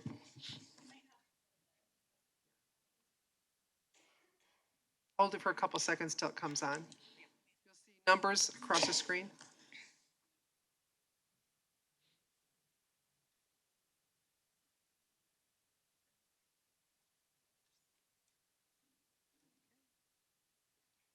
you might have to pass the microphone as different people speak. Got our sharing. Okay, whenever you're ready. Go. John.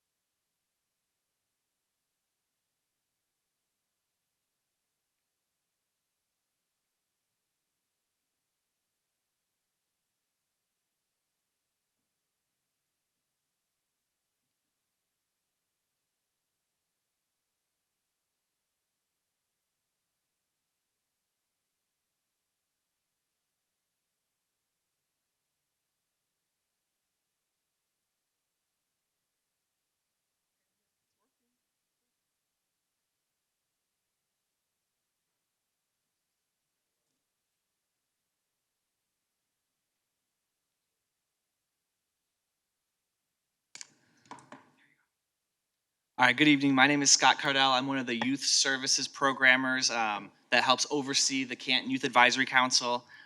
We want to just start off by saying how grateful we are for the opportunity to be here this evening and share our vision with you. Tonight, we're going to have members of the Youth Advisory Council share their proposal for an increased role with the Board of Trustees. In their presentation, they're going to highlight what that role could look like, as well as ways it has been implemented in other places. And then finally, the immense benefits it will have to the Board of Trustees, the Youth Advisory Council, and members of the Canton Township community as a whole. Our ultimate goal is for a clear path forward to full integration of youth representatives into the Board of Trustees. We're urging the board to recognize the importance of diverse perspectives and the need to foster intergenerational dialogue by integrating young voices into the decision-making processes. Youth's unique insights and experiences are crucial for effective decision-making, and by involving them, the board can ensure decisions reflect the needs and aspirations of the entire community, moving Canton toward a more inclusive and forward-thinking community. I would like to introduce myself. I'm Shrestha Gaddam, and I'm the president of the Youth Advisory Council. Council.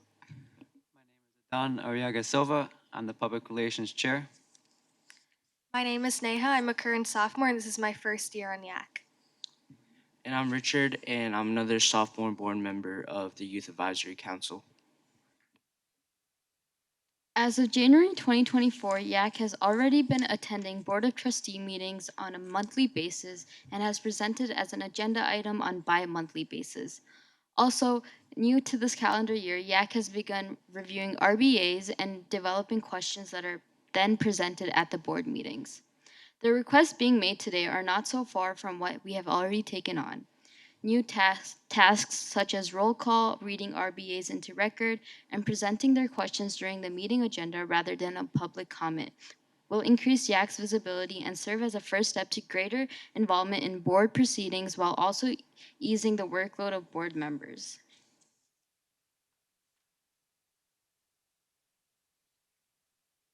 Our goals for 2025 as Canton's Youth Advisory Committee include an official seat on the Canton Board of Trustees, participation at all meetings, having an important position as part of Council's executive board, participate in all study sessions, and participate in other community events. We look forward to our potential future accomplishments with your support.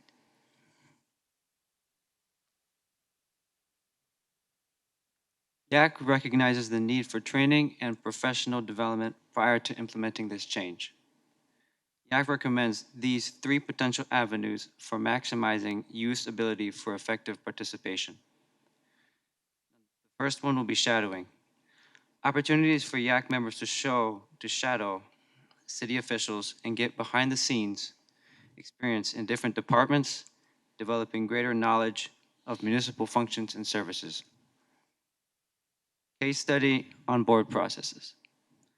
Opportunities for YAC to see the different functions of the board and how requests, policies, and other actions move through the governmental processes. And lastly, board orientation. Opportunity for YAC participants to be trained by government staff on how to most effectively participate with the board.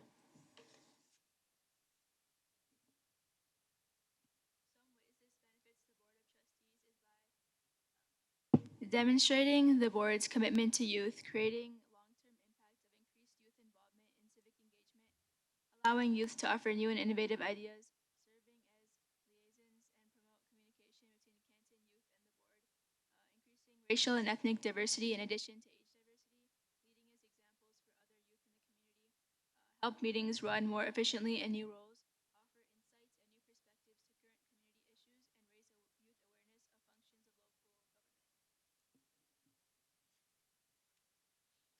Along with the benefits this opportunity provides for the Board of Trustees, there are also benefits for us as a Youth Advisory Council, such as increased leadership opportunities for YAC members, forging connections with the Board of Trustees, opportunities to earn service hours through community volunteering, increased understanding of government functions, becoming more familiar and more engaged with local issues, and also just supporting the community in which we live.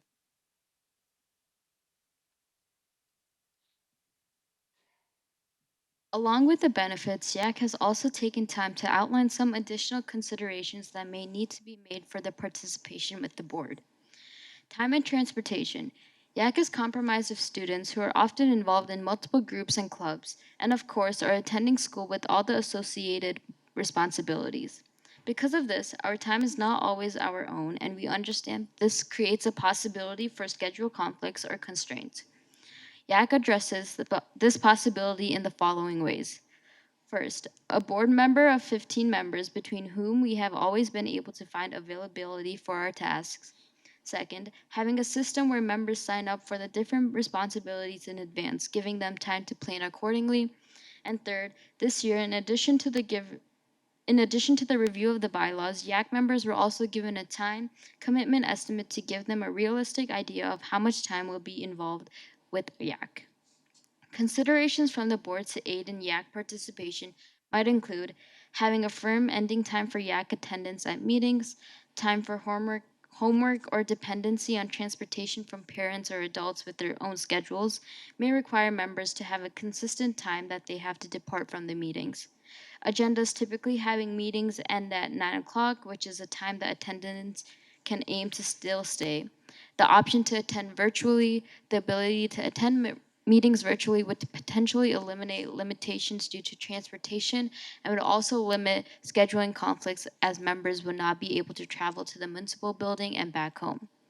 With our program year versus calendar year, the YAC program runs from September to June. Currently, YAC members are committed to attending the Board of Trustee meetings during those active months with the optional attendance in July and August. In the future, YAC members could commit to attending meetings during those 2 months ahead of time. And finally, with representation. Representing the youth of Canton is an honor, but also a huge responsibility. YAC understands this and feels that they are positioned to provide genuine representation. YAC has been involved in volunteer events that seem to interact with their peers. This includes volunteering at Teen Nights Out, at the block, and with special events. YAC has also connected with peers in the more official capacity of conducting their first youth needs assessment this past year. The information collected provided valuable insights into the concerns of Canton youth. YAC members are selected by application, accepting 15 members onto their board. This gives a level of assurance that only those who are prepared to be a youth representative and understand the work involved become YAC members. Additionally, with YAC being one of the leadership programs facilitated under Canton's own block, Youth and Teen Center, they have access to staff who are a part of Canton's government and who are well situated to help them access the information and resources they need to succeed.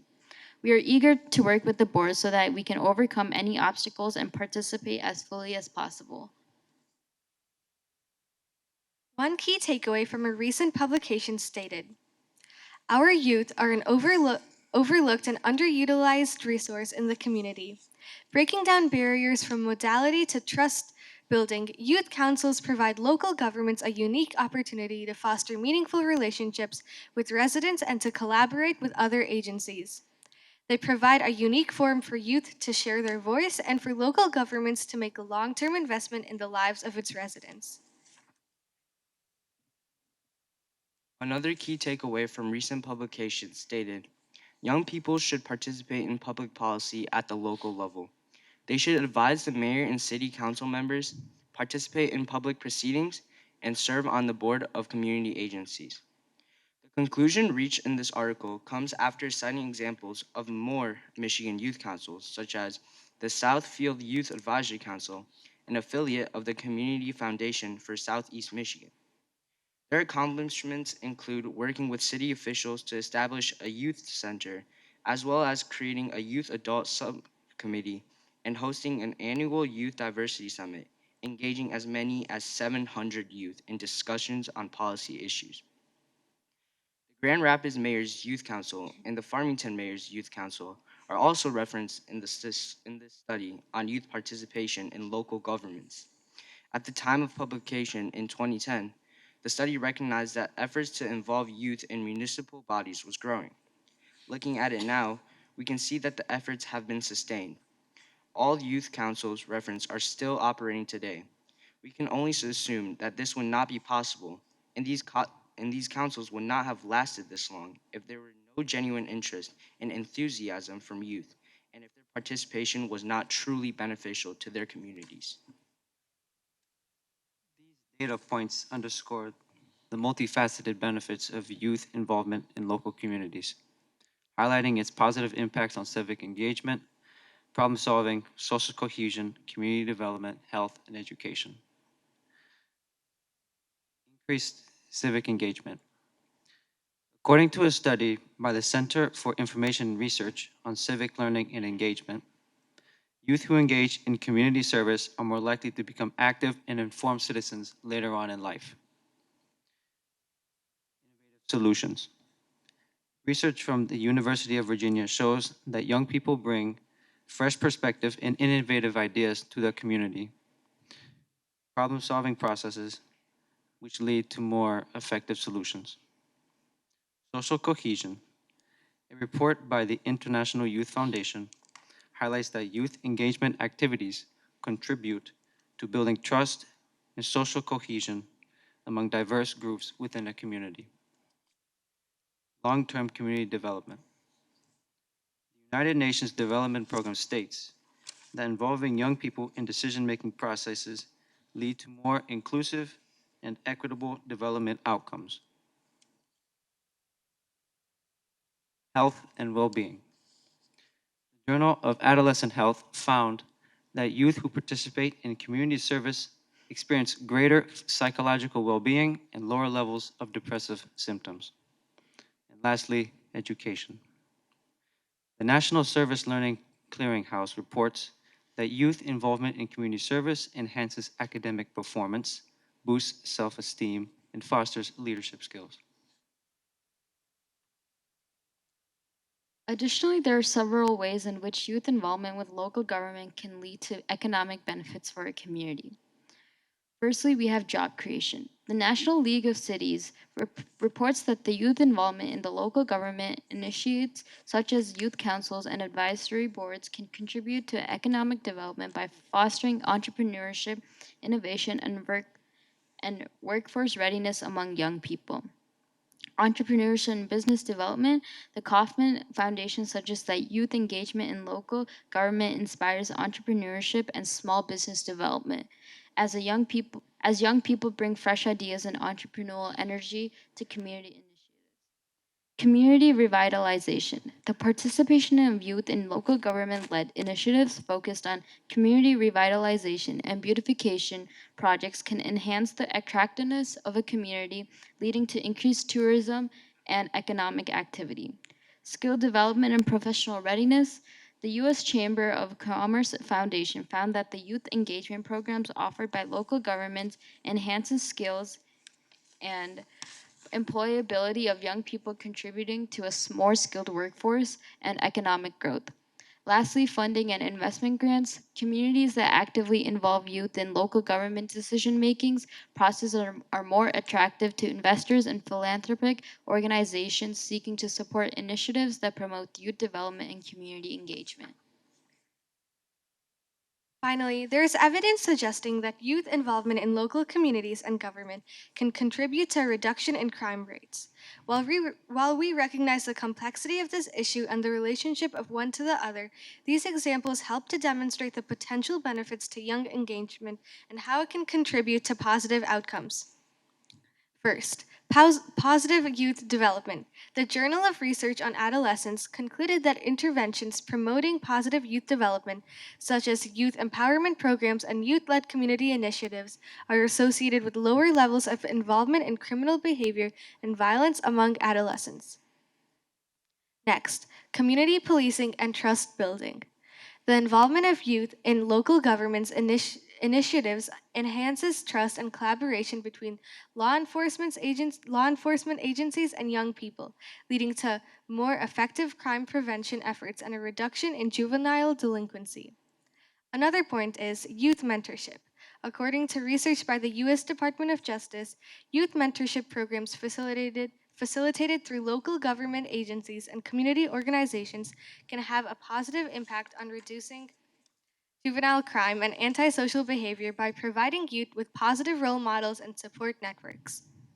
Finally, targeted prevention programs with direct youth input and oversight.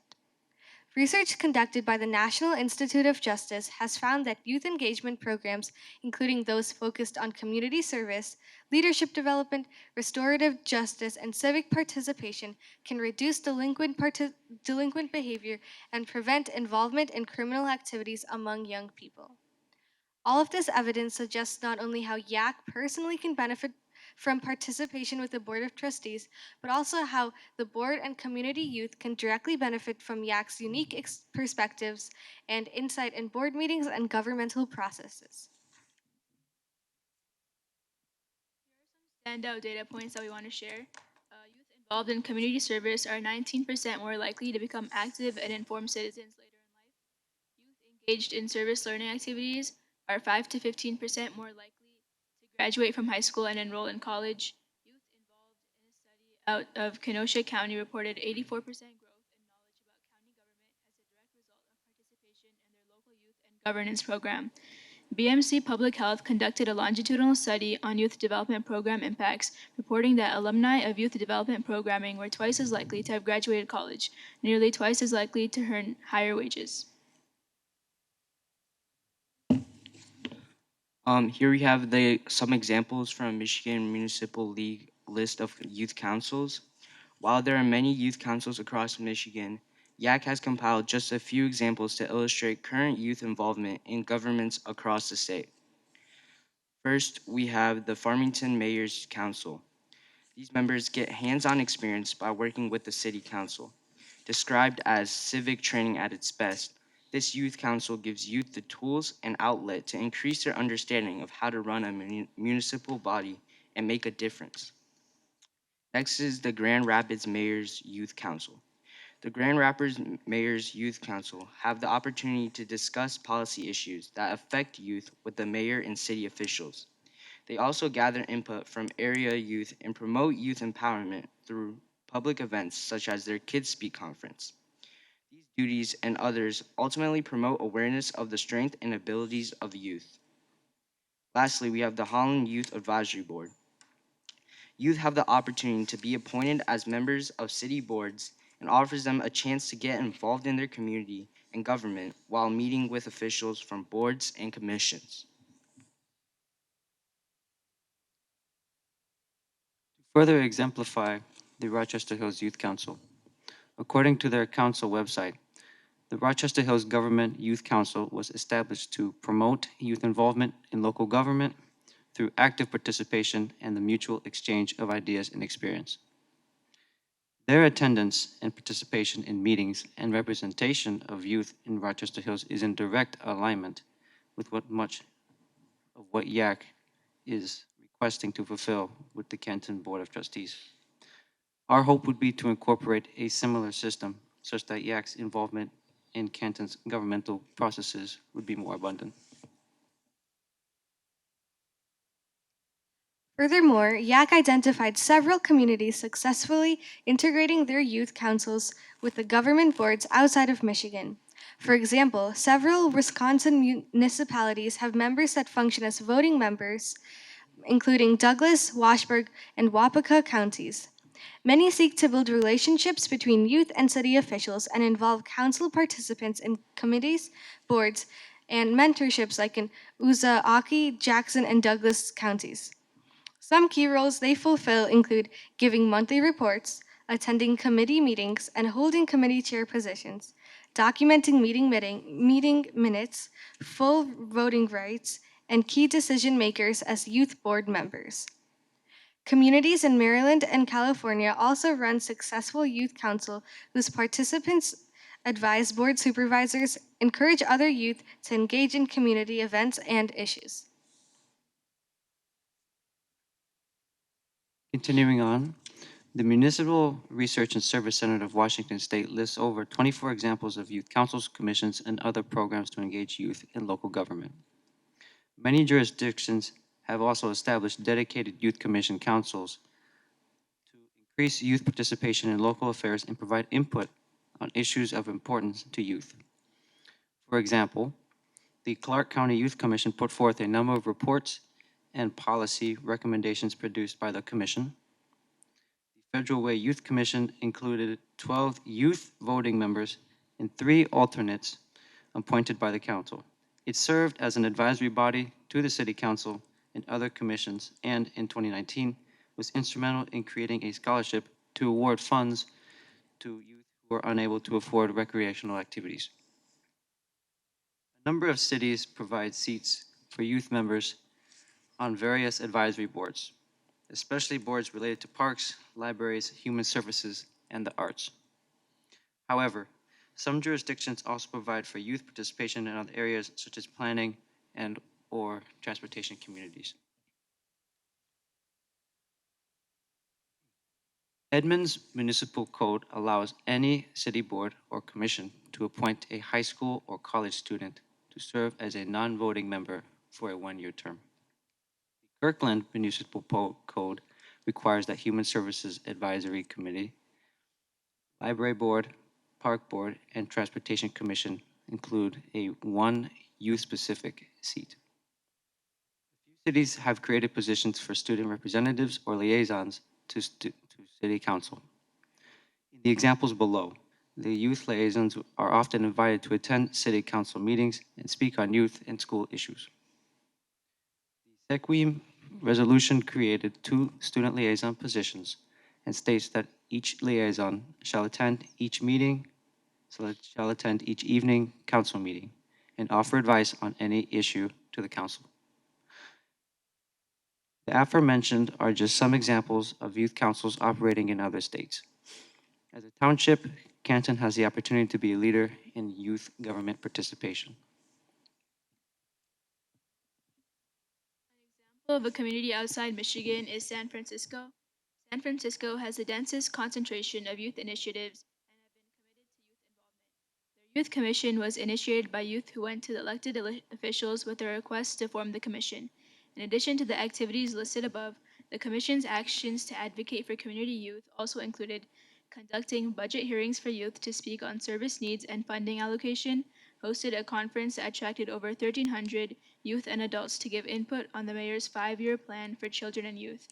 With the Human Rights Commission, they prepared a report calling for an LGBT youth task force that ultimately helped to establish shelters for homeless youth and produce legislation that required sensitivity training for city employees. As you can see in these examples from Michigan and other states, each youth council's participation with their own municipalities is unique. Each is a partnership that is forged on the willingness to collaborate and a mutual desire to improve their communities. While the means of participation may be different, the results are largely the same. Increased civic engagement among youth, fostering leadership skills, local governments have greater awareness and communication with an often overlooked part of the community. Canton Township has the opportunity to continue to be a pioneer in youth engagement. Investing in youth participation lays the groundwork for long-term community development. By nurturing the leadership potential of young people throughout this partnership, Canton can ensure a pipeline of future leaders who are committed to the well-being and sustainability of our community. Other communities have done it and shown positive results both for the community and the youth participating.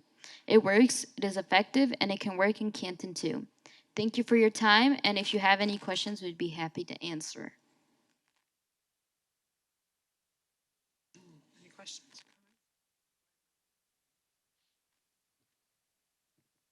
Hi, yeah, so are there some specific asks that you were making at the beginning? We had to move through, I think, 3 or 4 slides very quickly,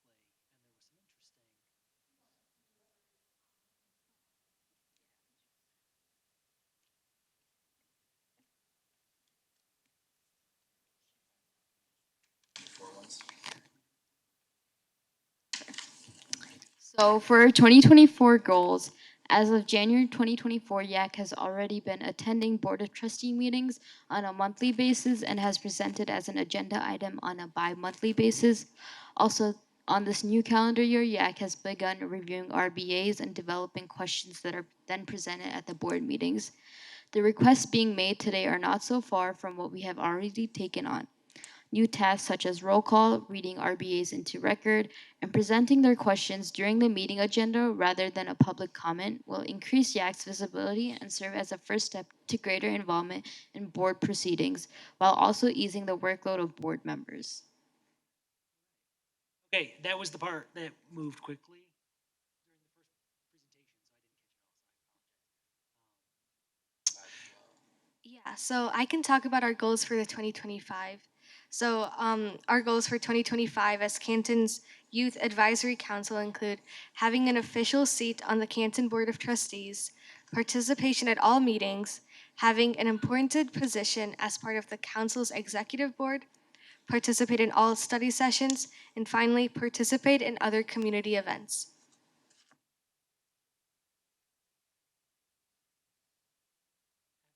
So,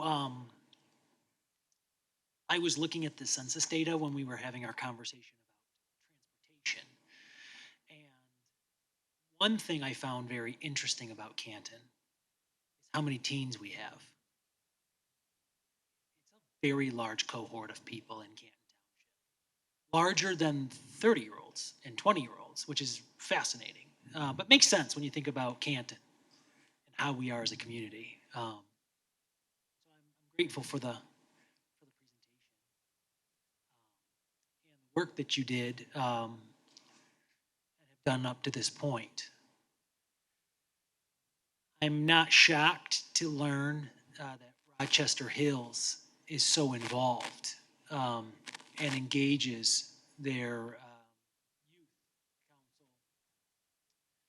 council. Mayor Barnett is an interesting man. He's prohibited from running for re-election on the ballot because of term limits. So he has run as a write-in for the last 2 election cycles, and he has won. He's had opponents, and he has defeated them soundly because Mayor Barnett is one of the best CEOs in Michigan. Tina Barton, who was clerk in Rochester Hills, is a mentor of mine. I learned a lot from her. In fact, our office adapted one of her technologies, and we won a national award because of it, because of the thoughtfulness and the professionalism of Rochester Hills. And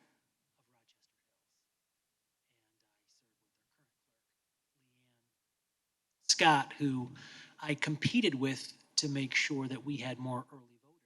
The first time we had an election with early voting, which was February 27th. We barely beat them, but we have 20,000 more people than they do. They show up civically really well, and they're a hard community to compete with. And I think what I'm learning is it's not by accident that they have such a good civic culture in Rochester Hills. I know from my time serving on the school board at Plymouth Canton Community Schools that of 67 of the top 500 school districts in the country have a student board member.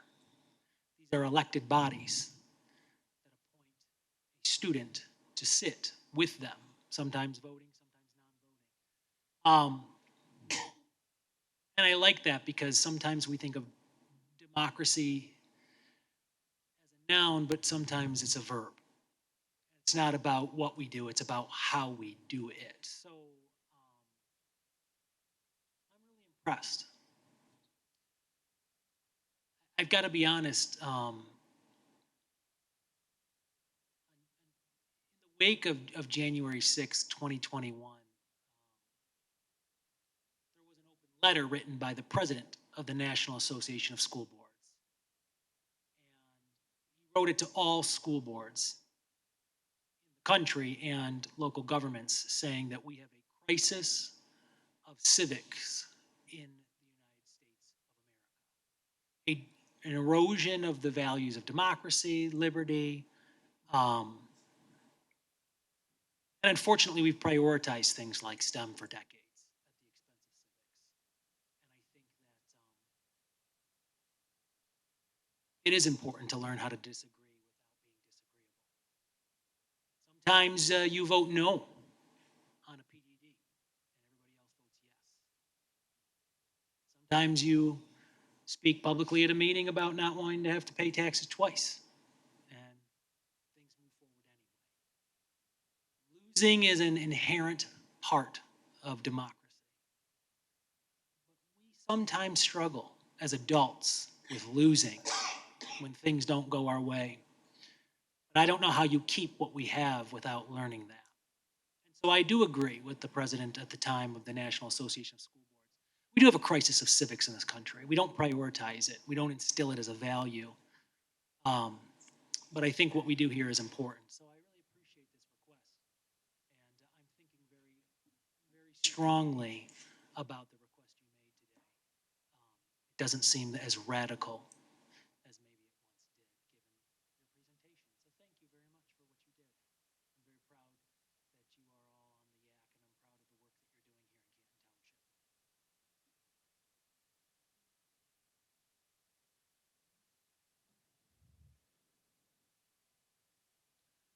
Township. Yeah, it was a very well researched presentation, and I'm happy that you are taking interest in, civic engagement, because a few years ago, my daughter was also in the Youth Advisory Council, and the goals that time were very different, and I've seen how the Youth Advisory Council is more civically engaged, more coming to meetings, asking. I really like that you come and ask questions about different RBAs and your public comments, and I think your goals are very well defined, that, you want to slowly progress in making this, uh, getting more involved in being part of our township boards, meetings, and volunteering. So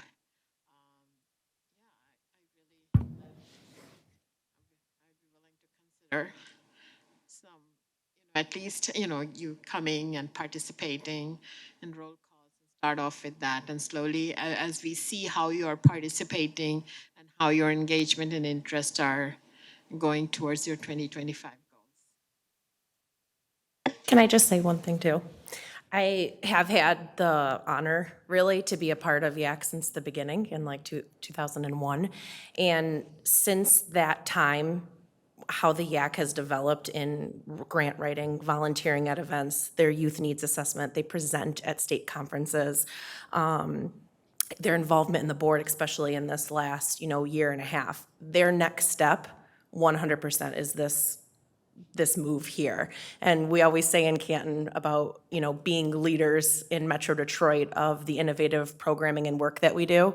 And I think this is like a really huge next step, not just for our youth programming, but our township as a whole. So I echo all of the sentiments that were said by the board, and really encourage all of you to take a look at some of the things that they want to do here in '24, and even more so in '25.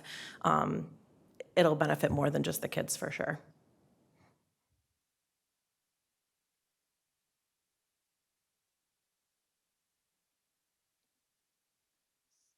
So I am a member of LSAC, which is the Leisure Services Advisory Committee, and we do have a youth representative on our committee.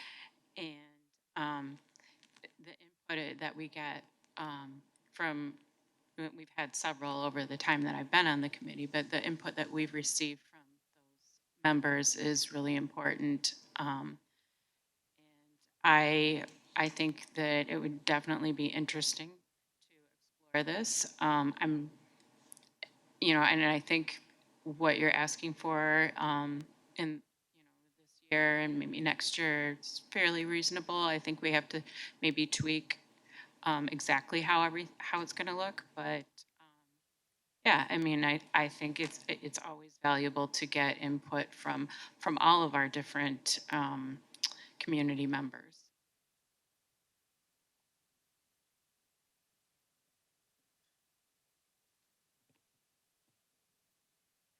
First, I want to say thank you so much for your presentation. It was very enlightening. And I have enjoyed you all coming to the board meetings and asking questions at the beginning of the meetings, because I think as we are hearing the presentations during the meetings, your questions give us something to think about and listen for. So I just want to say thank you for that. The other thing I will just acknowledge is that I have always been a true believer that it matters who sits at tables. It matters who is giving input when decisions are made. And I think, I look at my son he will be 19 on Monday, but he's always said that Canton isn't built for people my age. There's nothing here for us.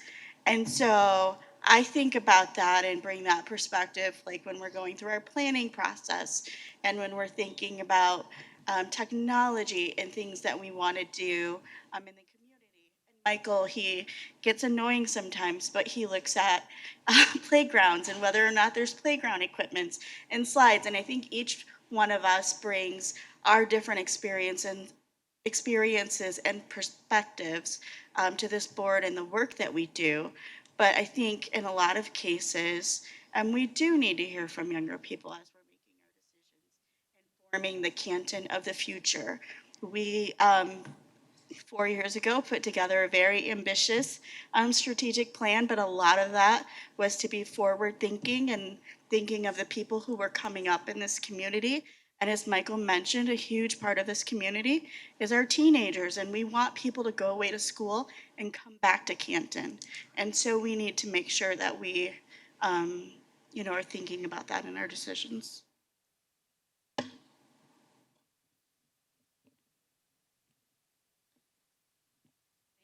Presentation is very good. We always appreciate seeing you at the board meetings. I would appreciate you being more involved, getting more youth involved in any of the committees or that. And certainly voicing your opinions, I think that's important. Certainly I will pause and think about it because we are elected officials and the board meeting is the people's business. So we do appreciate the questions that you bring because those are things that we do think about. But we have to be mindful that we are the elected officials and the board meeting is the people's business. But being on committees and commissions would be fantastic. I know, I believe Director Norwood in Dearborn, their youth advisory council, a lot of times directors would go to their meetings and talk about the zoning laws and all of the different things that we as a board have to learn slowly and we certainly look at our directors for advice on all of that. So I too would encourage you to maybe ask some of our directors or us to your meetings so that you can learn a little bit about government and what we do and why we do some things and can't do other things. So thank you. Yes, thank you very much. It's a good presentation. I guess I have a couple questions. You talked a lot about out of the state, but do any governments in Michigan actually have sworn youth on their boards?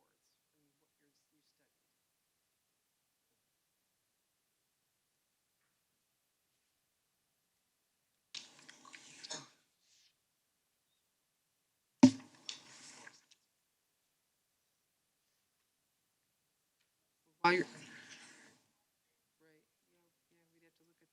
I guess, okay, while you're looking for that, I just have some other questions. So, Yeah, Rochester does, and also Farmington Hills. they have sworn people on their board? They're voting or non-voting? Yeah, and Farmington Hills, they only attend quarterly, not monthly, but they are recognized members of the executive team. And they're allowed to vote and their vote counts? So Dave, could you explain a little bit about what they do in Dearborn? You kind of talked about what they did when you were there.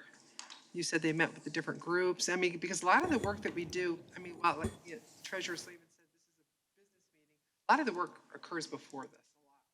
And it comes up to us to vote, where we finally go. In Dearborn, the youth, they were called the Youth Affairs Commission. They would meet, as soon as the members were appointed in the fall, they would meet and set priorities for that year, what they want to accomplish, whether it was, many times they went to Lansing and met with the state reps and the senators from the area. Also, they did things, they would have the elected officials come to speak to them. One year was, they wanted to hear from the judges, because there were several members who were interested in becoming lawyers.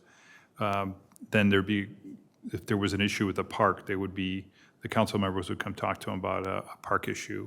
When there was some issues with the pool, and it was specifically one pool in an area. So the elected officials came and got the feedback from the Youth Affairs Commission. And then the Youth Affairs Commission would put on an event every year to engage all the youth in Dearborn, whether it was from the public schools or the private schools. It was a talent show that was wildly successful. I think you talked about something like that, also put on some kind of events. There's some kind of events would you think of? I know you talked about some of the cities doing that, doing some youth events with the mayor's office. And what kind of events were those?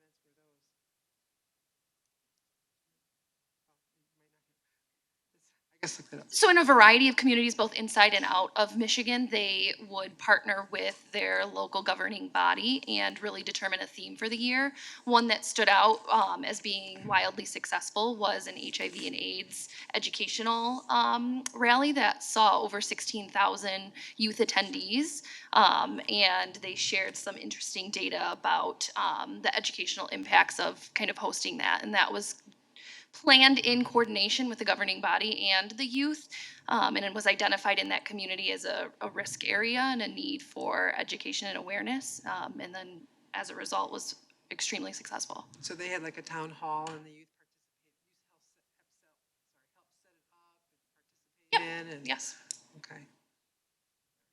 Similarly, in the state of Michigan too, and this is with the Michigan Parks and Recreation Association, has not come back since COVID, but we're working on bringing it back in the fall of this year. A youth symposium for the different communities throughout the state of Michigan that have youth councils. So it's similar to like an educational conference that takes place in the past over a weekend and had several different educational components in addition to like some social aspects. And that was attended by communities throughout the state and also very successful, like locally. Canton attended, participated, presented several times in the past many years since the council's inception. That's another example of an opportunity for kind of coordination between the board and youth to take on something like that in a joint fashion. Yeah, so I would like to see some ideas from the Youth Advisory Council on what what events they would like to work on or present and, get the youth engaged from the high schools. Or, we have a bunch of boards and committees, so do some research on that. And if you'd like to participate in that, there's a lot of opportunities, not just to learn from these board meetings, but as Kate, Trustee Borninski said, there's a youth member on LSAC, there's a youth member on the Cultural Commission. So we also have the Planning Commission where you can go and attend meetings about different developments that are happening. So those are some interesting ways to learn about how our municipality, how our township functions. And if you have some ideas that you want to present, like, create an event, or we have a lot of events that happen in the community you would like to participate, like we have the Juneteenth event, the Pride, the Festival of Lights. If you'd like to come and work with us, those are some of the events we are doing. Yeah, so I can speak to a little bit of that. So the representatives that sit on both of those boards currently are YAC representatives and are appointed by the Executive Council yearly for those terms. Some of their goals for next year are just to expand that participation. So by working with you all more directly and in a more dynamic and visual way, being able to expand that participation. In their 2025 goals, they're participating in community events. The idea there is participating in the community events that are like ribbon cutting ceremonies or things that the board is at visually representing the community of Canton. So them also then being visual at those events and being able to participate in a similar fashion to board members. In terms of our special events, they're already volunteering at those regularly. They volunteer both at block events, teen night outs, and at regular special events. Most recently, we had youth volunteers sign up for Bunny Hop, and we also had a YAC representative be the Easter Bunny for several of our community events. So they are regularly participating as volunteers in those community events currently. Also the Master Plan Advisory Board too. And this is a study session, which is great about this. Board meetings, you have proceedings, and you have a youth issue brought up to this and have a deep discussion to help determine which way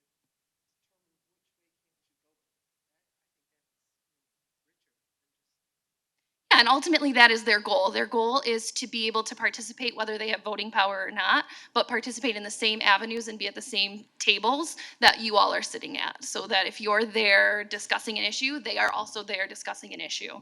And to not make the assumption that they would not find it interesting or not have something to contribute or not need to be involved in that conversation. Because like we said, they're members of this community, so inherently they are involved and have content and information to share, and it is unique where we might all have children or we have adult children or we were kids before, and we can bring that perspective that is still vastly different than being that young person in that moment in time and being able to share that perspective currently.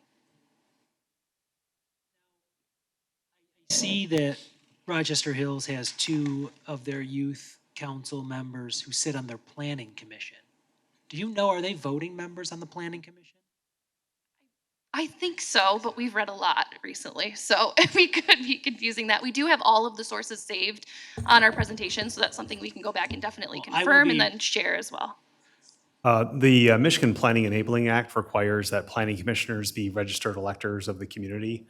In some cases, there can be exceptions for people outside the community, but they have to be registered electors of another community. Assumption being you'd have to be 18 years old. So a high school senior could be appointed to the planning commission in Canton Township. Well, that's interesting. It is cool. When I saw Arushi serve on the Master Plan Advisory Commission, I was like, I liked that because she's a college student. I thought that we had a high school student. So yeah, I just remember when I was at the park, we created the current events club, but the guy who started it with me, John Fournier, is the assistant city administrator for Ann Arbor. And he's one of the smartest people I've ever met. And here I am, clerk in Canton Township. And I remember when I ran for library board in 2008, people thought it was like the cutest thing in the world. They were like, oh my God, this is so great. Look at you running, yay you. And they would like pat me on the back and think it was like awesome that a young person wanted to get involved. But it was so patronizing because they wanted me to participate on their terms. And nothing made me more proud than serving as president of that body within my first 2 years on it. Coming in as 2 decades younger than everybody else on that board because they thought I had something real to contribute and something meaningful. And I think I'm just really impressed with kind of the moxie of this group. And I do think I'm going to be reaching out to Rochester Hills and a couple of other communities and some of the school boards in the state of Michigan that have student members who sit on them and get a feel for how they navigate that. How do you protect the integrity of the institution and the process while at the same time allowing for a two-way communication and input? Because I think one of my biggest frustrations first getting elected clerk was a lot of study sessions are directed as let me put information into your head and teach you how this all runs, but we don't really care for your input. And that was a hard thing for me initially because I was like, well, I was an elected official. The residents of Canton Township elected me. They expect me to have an opinion about this stuff. So I don't like one-way communication, even though I talk more than I should. I should listen more than I talk. But I don't like one-way communication. I do like the exchange of information and energy and ideas because that is the core of everything we have. So I'm really, really enjoying this study session. I really appreciate you guys bringing this to us. Excited about how passionate you are. I know my son, when he was in high school, went to the high school, he was really involved in Model UN. And that just planted a seed in him, and now he works for the UN. So I'm so excited to see what your futures will be. Very soon. So this is great. Too, they used to have a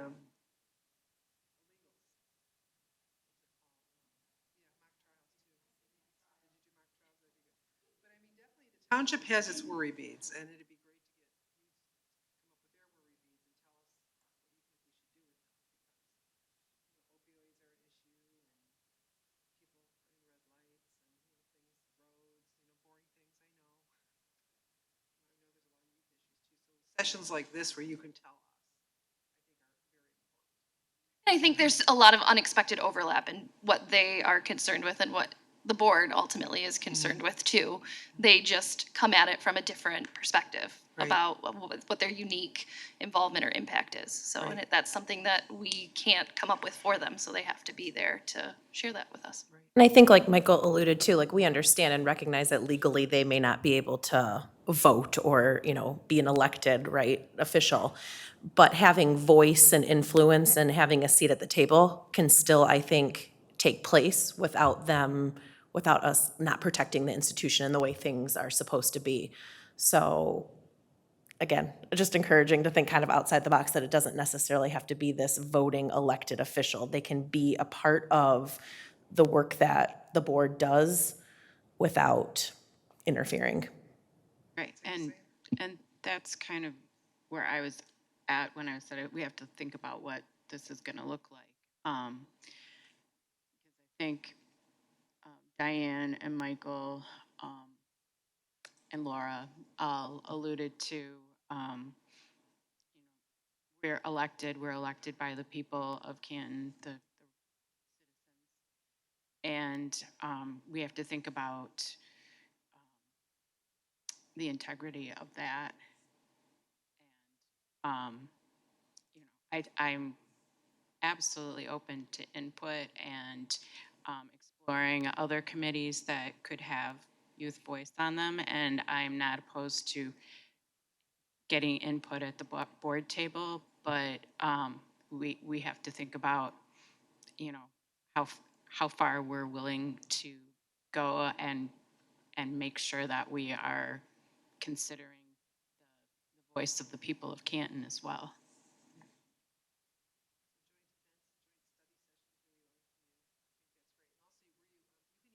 Have the directors, like Dave said, come to your meetings and kind of explain the zoning process and how they consider things and talk about projects.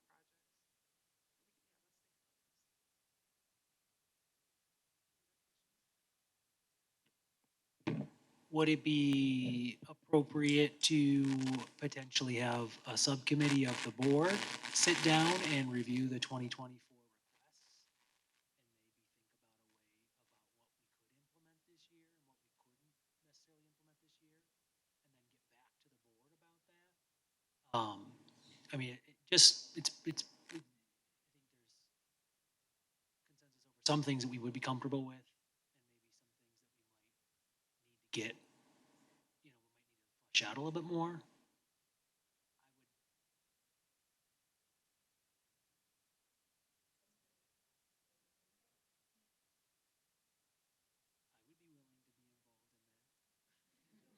Yeah, No, I don't. for our benefit, what would Small that committee. look like? What is that like next step?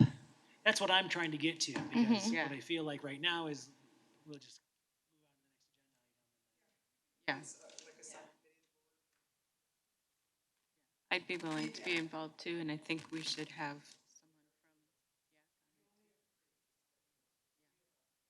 Hey, I'd be willing to work with you on this issue.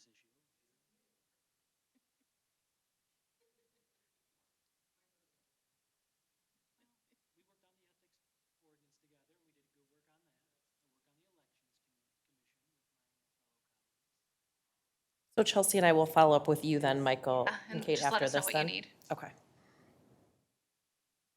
Okay. I can make a motion right now.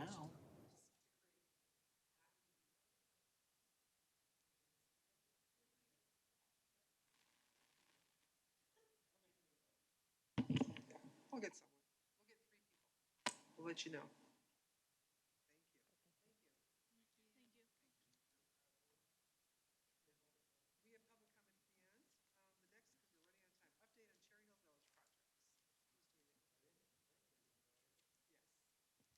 All right.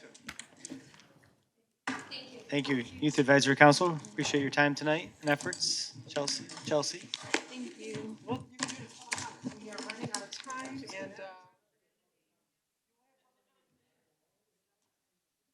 and you can at the end.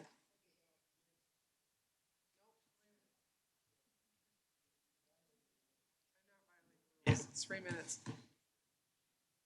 Okay, so next up is, a project update. So we have Jeanette Aiello here. Many of you know Jeanette. Jeanette's been working on all kinds of development projects throughout the township.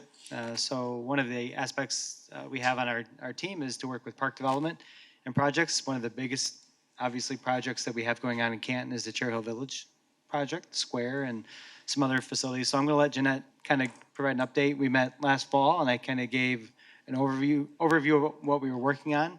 and we've made some progress so far, and you will soon see next week a couple more requests to continue that project. So this is kind of a preview of that, and to make sure that all of you are up to speed on where we stand with all of our various projects. So with that, I'll turn it over to Jeanette. I need promoted to be able to share my screen.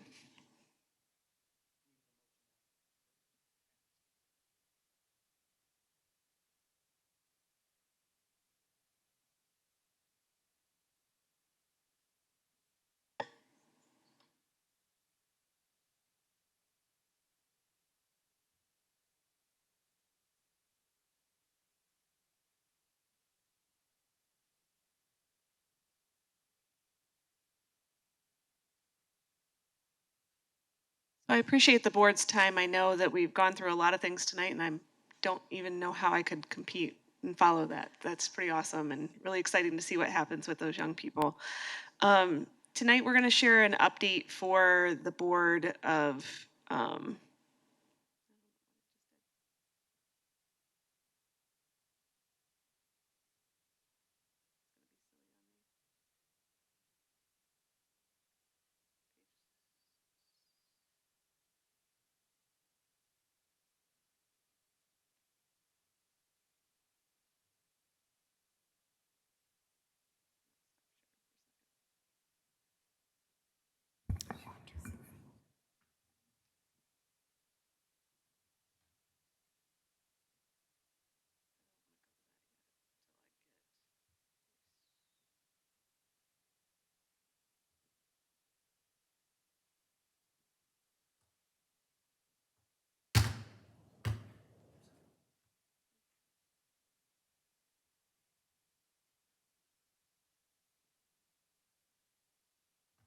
So tonight we want to share an update on the projects that are happening in Cherry Hill Village as well as the ZBUS nature area. We know that over the past 2 years, a lot of RBAs have come before the board and proposals for different aspects of these projects. And we've been really intentional with the amount of time that we've spent on the front end to make sure that we're providing desirable spaces for our community and that we're doing our best with the dollars from Canton Township funds as well as our matching funds from some of the grants that we have out there. And as we go through this, feel free to ask questions as they come up. We'll try to stop after each general section to allow space related to those specific items, and then, of course, at the end as well. So as we go through it, our primary things that we're going to focus on tonight are the public parking in Cherry Hill Village, the Village Square, the factory, which is on the Village Arts Factory Warehouse campus, Preservation Park, and the ZBUS nature area, as well as kind of a project timeline and budget for those things. So for perspective of where these things take place, the ones that we're focusing on tonight are primarily down in the village. We have a ton of different projects happening throughout Canton that we're excited to share with the community in the next couple months. I know we're focusing on Cherry Hill Village, but I want to share some exciting news on some of the other projects that are happening. So just this past week, our contractors have began installing a couple pieces of playground equipment at Freedom and Floden Park. Those are all going to be accessible playground features, so all surface level. And there'll be 5 new pieces of equipment at Freedom Park and 4 new pieces of equipment at Floden Park. And then as the weather warms up, it has to be over, I think, 55 degrees every day for a period of days to get the softball surfacing. But the softball surfacing will be replaced at both Freedom and Floden Park. So and in addition to those, our playground staff have replaced a lot of the climbers and slides on those playgrounds. So those 2 park playgrounds at Freedom and Floden will be really refreshed for our community. And that'll be this spring that you'll see that. And so that's coming very quickly, as well as a ton of tree planting happening in our parks. We know we lost a lot of trees this past year due to the tornado, as well as some of the diseases that have been coming through the area. And so our staff, as well as collaboration with planning, have identified some key areas to do a lot of tree planting. So those are a couple updates that I just wanted to make sure that we shared with you all tonight. So the projects we're going to discuss, focus primarily down in the village. There is a map, and this was included because Trustee Steineman, we met with him last week, and he kind of asked to have some perspective of where everything's happening, and we'll try to provide some proximity on each one of these projects as we go through them. But our main focus for tonight is going to be in the area of Cherry Hill and Ridge, as well as Ford and Ridge.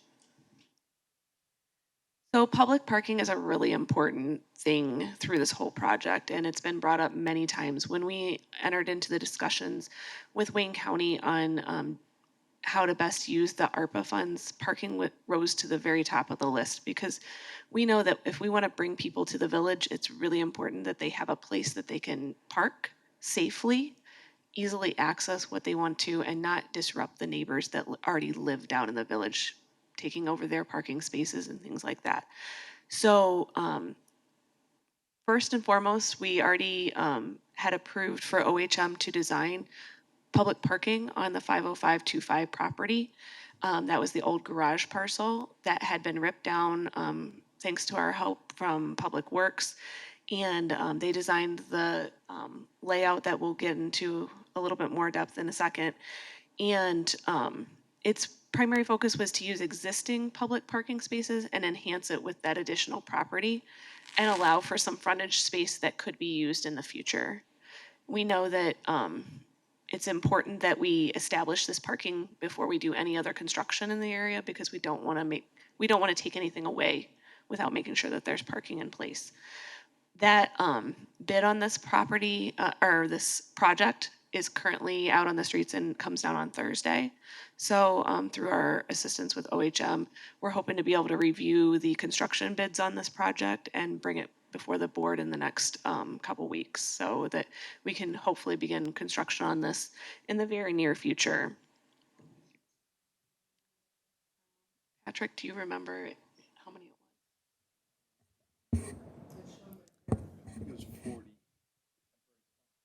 No, the permanent spots. Yeah, I don't have the exact number, but it's somewhere in the mid-50s is where it would add to the parking count. But it's this went before the Planning Commission, and they did provide some updates to the layout. And that includes adding accessible sidewalks from the accessible parking spaces to adjacent sidewalks, and making sure that our street lighting was appropriate for the space. So we've been working with DTE to get some estimates on what it would be to look at the community street lighting program, and an opportunity to make sure that there's well lit spaces out there so that people feel safe and comfortable going into those areas.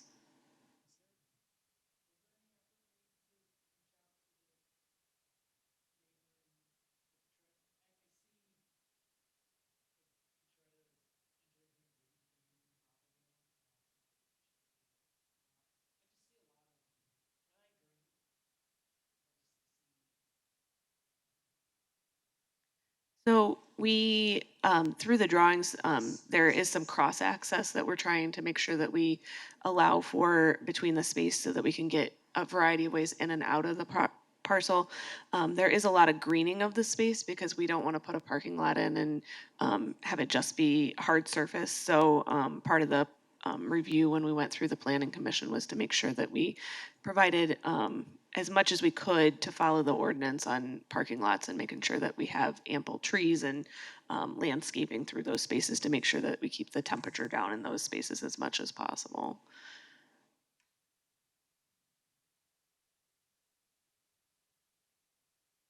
So in the interim, we don't want to wait until the construction happens to make sure that we have parking down there. And we've been fortunate. We have a really good partnership with Public Works, and they are going to install a temporary parking lot on the parcel until construction can occur. Since we don't know if that construction will be sooner or later based on timelines of our bidding partners, they're going to construct a temporary lot on that parcel where the garage property was.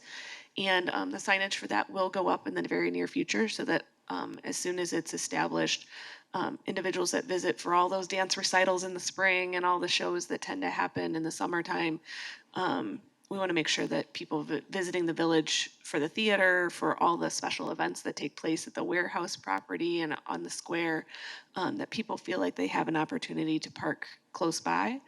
And additionally, once enough road millings become available, our intention is to be able to recycle those millings and also expand the temporary lot that's next to the warehouse. So west to the warehouse, there is an overflow lot, and Public Works has looked at it and found a way that they can expand that lot and almost double the overflow lot size. So the nice part about that is some of those really big events that the recreation team and the Village Arts Factory team have put together draw huge crowds, which is awesome. But we want to make sure that they can park there for those programs as well. So we are trying to do our best to recycle materials when possible. And so in the interim, there will be 2 new temporary lots, and those will be compacted road millings, which serves as a really nice parking lot when you're not putting a whole brand new asphalt lot in. So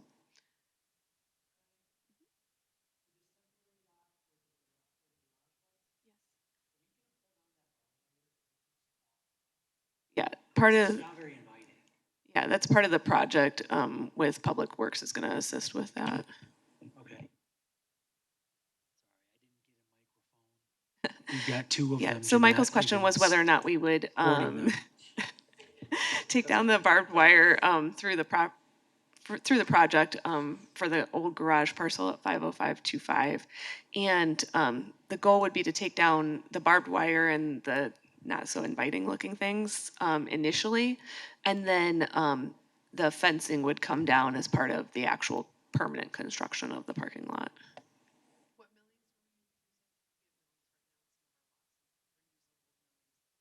Yeah, we would use millings that they have available already through Public Works, and then also as additional road projects come on board. Sheldon Road.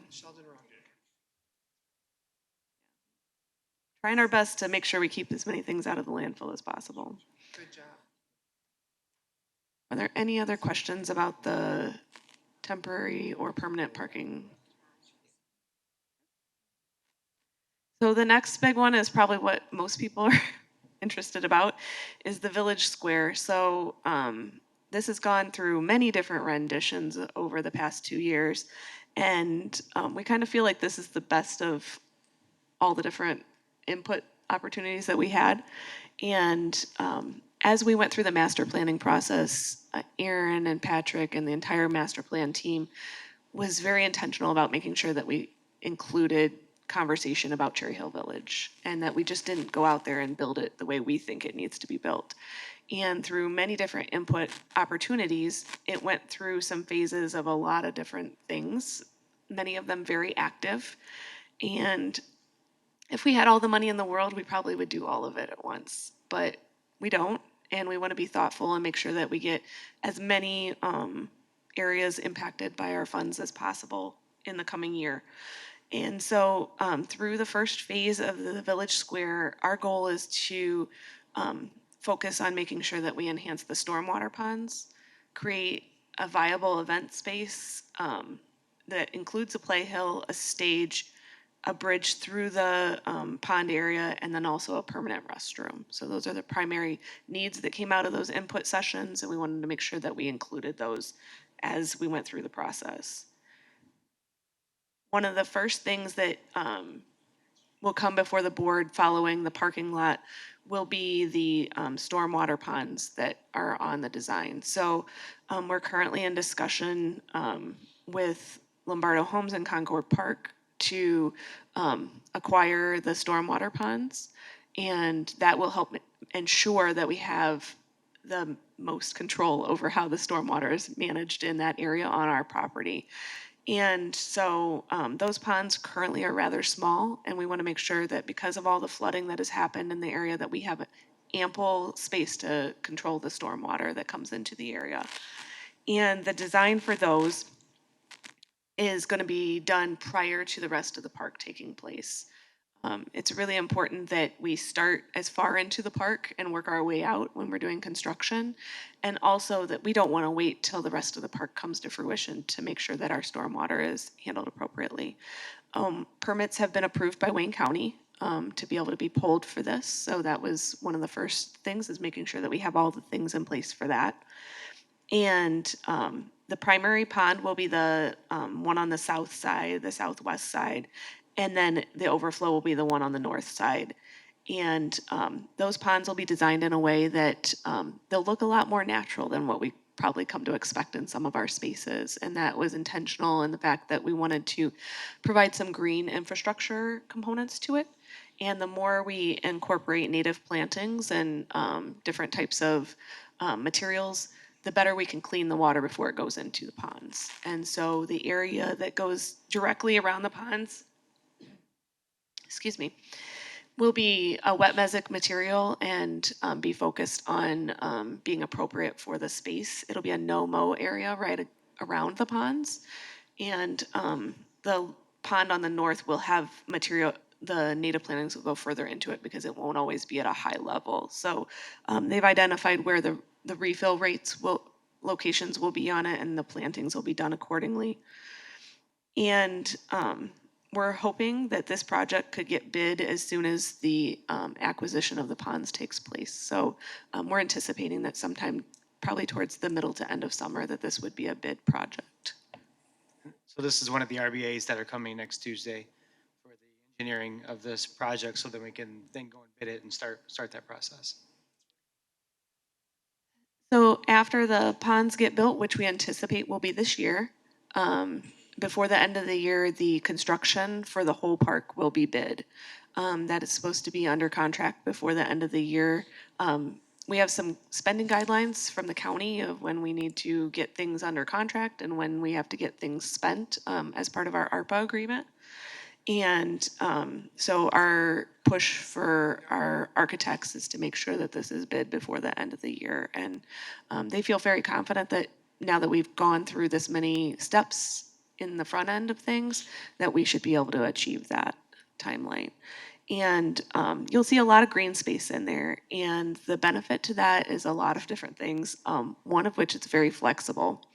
So people that come to the park and they just want a nice place to walk, this will be a safe spot to do it. Our goal is that we would be able to mark off and put signage out that like X number of times around the pond is a certain distance, or from this point to this point is a certain distance. So people that want to get that health and fitness in, this will be a very visible space, which we hear from many people that they don't feel always safe going in areas that are dark or not highly visible. This will be their opportunity to do that. They can do laps from Cherry Hill Village up into the center. They can go around the ponds. They can go in a lot of different directions. The sidewalks are designed so that they connect to the north, and that northern connection does go to an adjacent parcel that we call it the triangle parcel. It goes all the way up across the street from Preservation Park. And it'll also connect to Ridge Road sidewalks so that individuals that want to connect all the way up to Preservation Park could essentially park down in the public parking and walk all the way through the village up there and vice versa. Enjoy some of the restaurants and some of the entertainment that'll be down in the village and some of the events taking place. Another high priority is a public restroom. So for people that, if our intention, which has been all along, that people come and stay and play and experience the village rather than just come, do their thing and leave, we need to make sure there's public restroom available to them. Otherwise, they have to go into a business or into the theater or another spot, or they have to go home.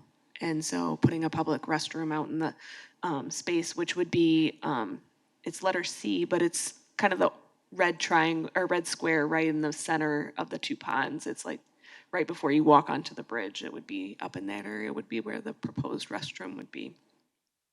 And then the other spaces that are rectangles and triangles of green space, those will be open lawn, which will be very flexible for special events. A special event no longer has to be just in a small little area. We can do tents and activities that spread all through the square, all the way to the north where the ponds are at, and really create a very movable space. And you can create little zones of activity so that not everything's clustered into one area. And it's also a nice little park space. So if you want to come and have a picnic, you want to play for the day, you can be there. And then in the long run, should the needs of the community or the region change, it's very easy to make changes on this because it's a blank canvas. And you could make changes in any one of those zones, and the construction would be fairly easy because you would have an in and out that would be very, very doable should an opportunity for something interesting in the future come up. So our intention is that once all of these spaces get built, we will continue to look and survey the needs of the community and the needs of the individuals in those areas, what they are of the times, and make sure that we are seeking out funding and partners to help us keep imagining the spaces and that this isn't just a one and done. We want to make sure that it continues to be desirable for the community in the future. Questions about the square itself? Michael? Put in a social district. Is there any outside seating improvements that will be delivered on public property with this plan? Yeah, so as we went through this process, so just south of the current existing Human Services Building or Center is intended to be eventually, whether you want to call it a beer garden or a seating area or public area. Yeah, that, we've had past images created. So yeah, there's definitely some intention between the Cherry Hill School and the Human Services Center to have seating areas for people to eat. Some of the parking spaces you see along Ridge Road, just east of the Cherry Hill School, are intended to be for food trucks and things like that if we want to. There'll be on-street parking when there's not being used for food trucks. But, so the intent is all of that area around there becomes general seating for the public. Yes, yeah, we'll be ready for it. I mean, the Cherry Hill School lawn, will be ready for development. And yeah, as we start positioning the Human Services Building for future use, some of those considerations will come in and we'll have a chance to do it then.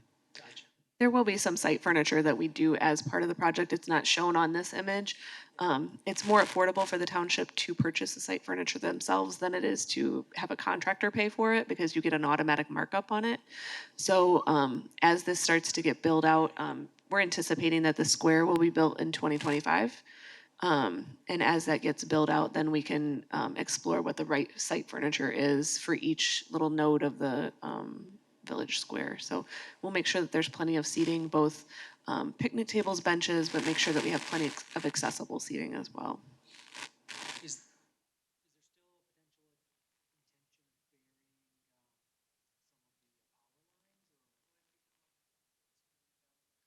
Yeah, we Still working with the DTA. yeah. So we've looked at it. We don't feel like that's the best use of dollars currently for this project. So ultimately, I think we all would love to bury the power lines and we'll work with DTD on that. But we really want to make sure we're using the dollars now to make the biggest impact. I did not. Yeah, the nice part is the way this is designed. I know Michael's question was whether or not we would bury the DTE lines. The nice way this is designed, that if we wanted to, there's still plenty of space to be able to do that down the road if that still becomes a desire, or there becomes a funding partnership for that. And we'll see if we can at least get them to prep it. We have the conduit underneath so they can pull it.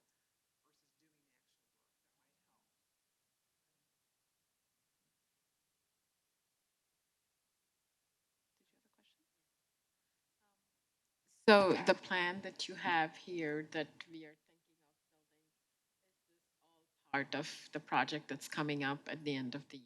Like, is it, when you say this is our plan for now, and this is what we can build now, like, because you said something about sculptural swinging benches? So that, is that part of? Yep. So, some seating options there. yeah. So next Tuesday, you will have a request for board action recommending an engineer to create the bid documents and assist us with bid prep for this. And their proposal does include a timeline that includes bidding by the end of the year and award by the end of the year. They have confirmed that as long as we get that approved in a timely manner, that they can achieve that before the end of the year. And then, yes, the sculptural swings are part of their design because those are larger outside of simple purchases that we can do through Sourcewell or one of our other providers. But there will be some other seating throughout the space. Yeah, I've seen them next to in the Cincinnati, downtown river. They have those pretty cool. So it'll be it's a good seating option or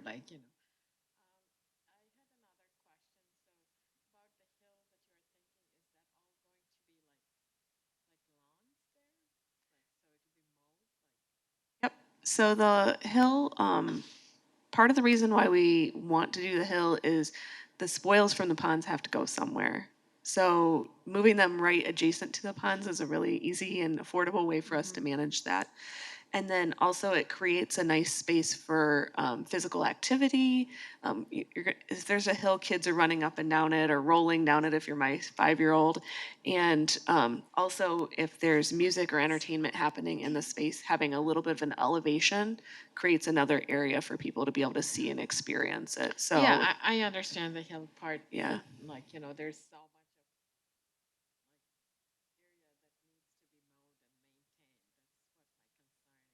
yeah.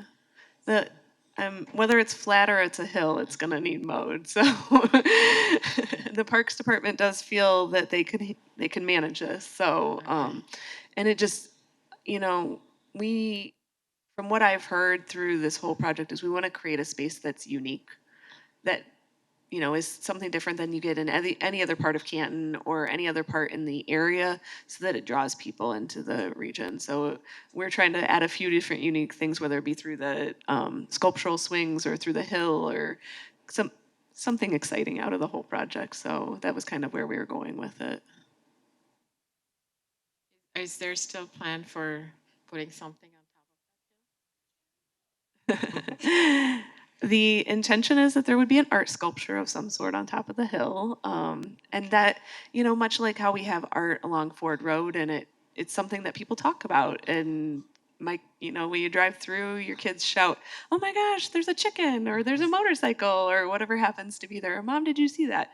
And something that people want to come and get their picture with each year, graduation photos are in front of it or prom photos or your kids growing up and things like that. So part of why we want to put art down there is that it creates an iconic space, but also a big part of the region in that area is art.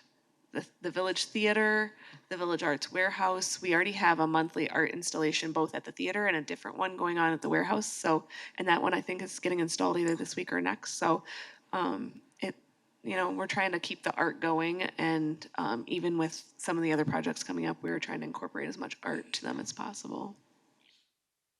Have you I'm just thinking out, have you thought about that? Is that something that's going to be like a permanent, because some of the art, we have moved things around. I remember when we had those cars, different design cars, and they were in different areas of Metro Detroit or some here. So maybe something have a showcase for an art, or you're thinking of a permanent sculpture there. I think we haven't really decided if it's going to be a permanent one that stays the same, kind of like a couple of the pieces on Ford Road, or if it'll be a rotation. That's still got to be determined. I think we'll be working with some of our partners with the Cultural Commission and some of our other areas that have a lot of good insight on art sculptures. But that one's still a kind of to be determined component. The design has the hill and the feature, but it does not include the art. So that's something that we'll need to work on and engage the partnership and other groups in on. Okay. We'll love to have your input as we go along.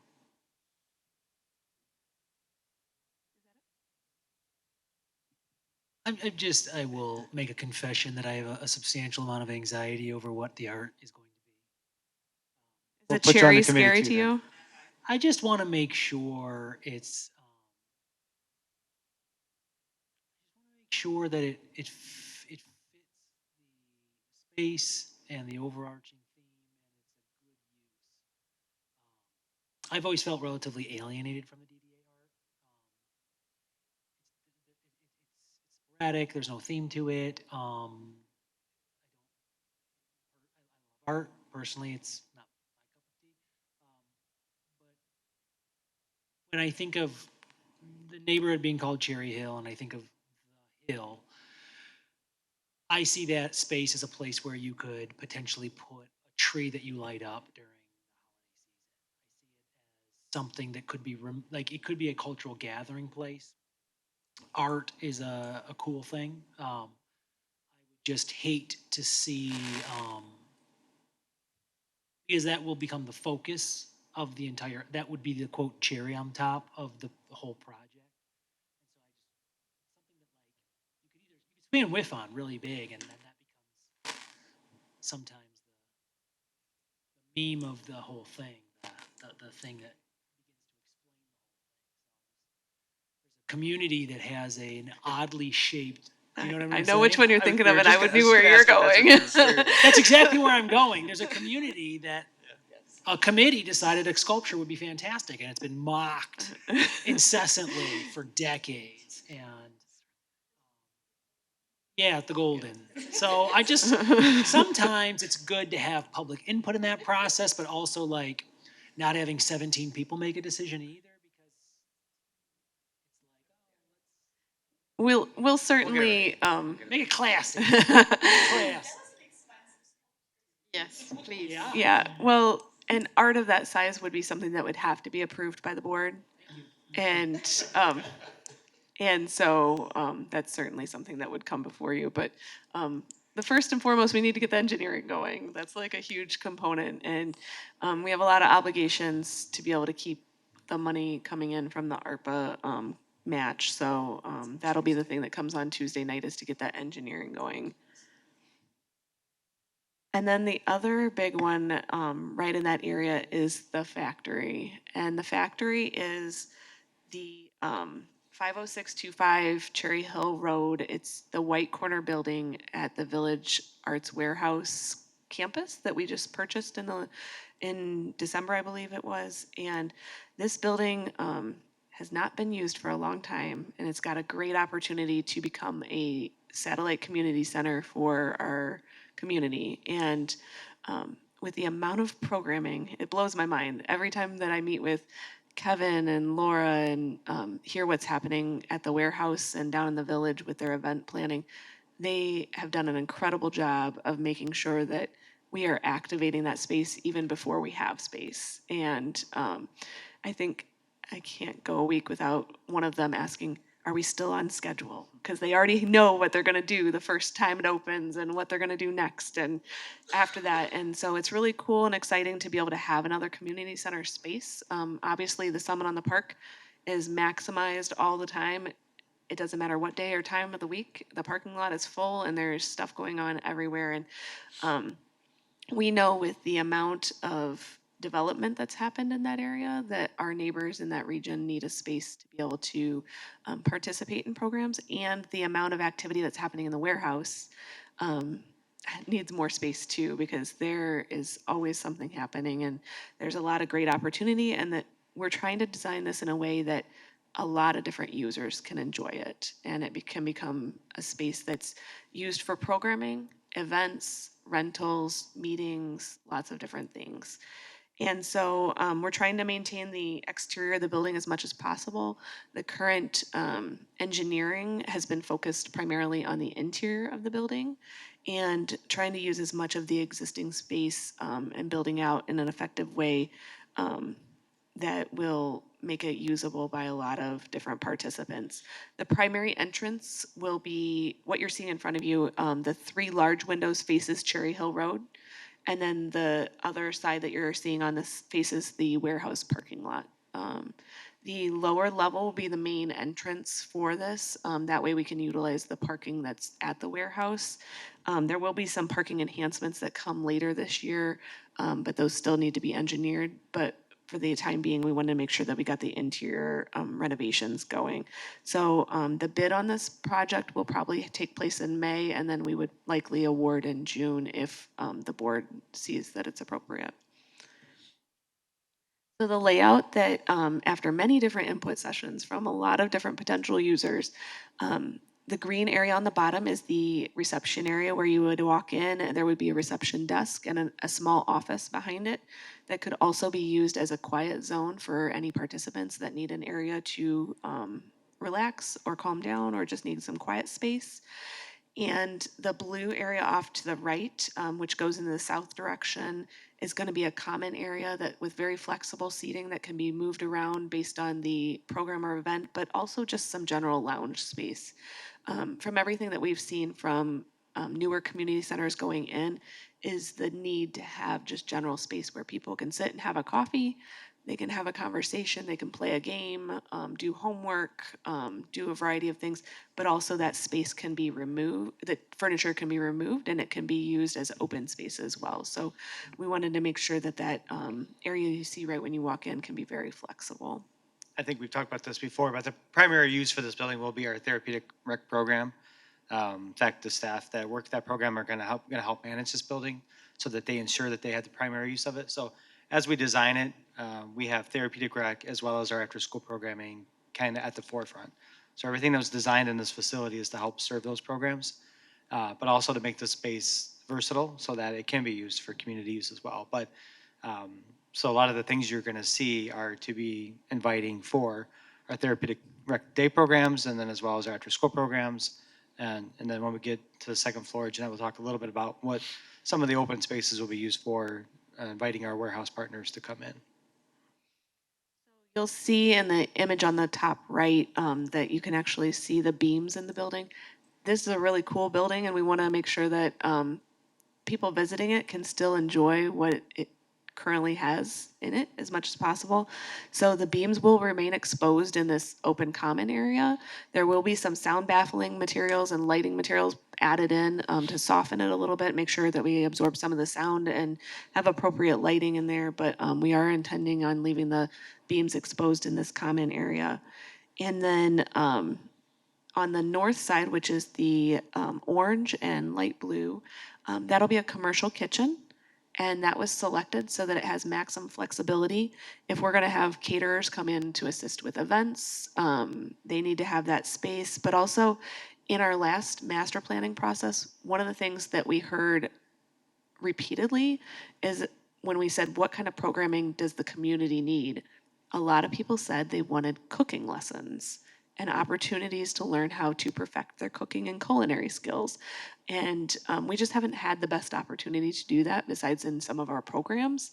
And so there's a lot of opportunity to teach culinary skills, work with some of our partners to do that, as well as our teens and therapeutic recreation participants. When they are here for the day, they cook their own meals and they cook their own snacks, and they're learning skills that can help them far outside these programs that we offer. And so the space includes just a common dining space in there, as well as the orange area is an area for the commercial kitchen, which will, we've been working with a commercial kitchen consultant to make sure that we select appropriate equipment for the space and the potential users.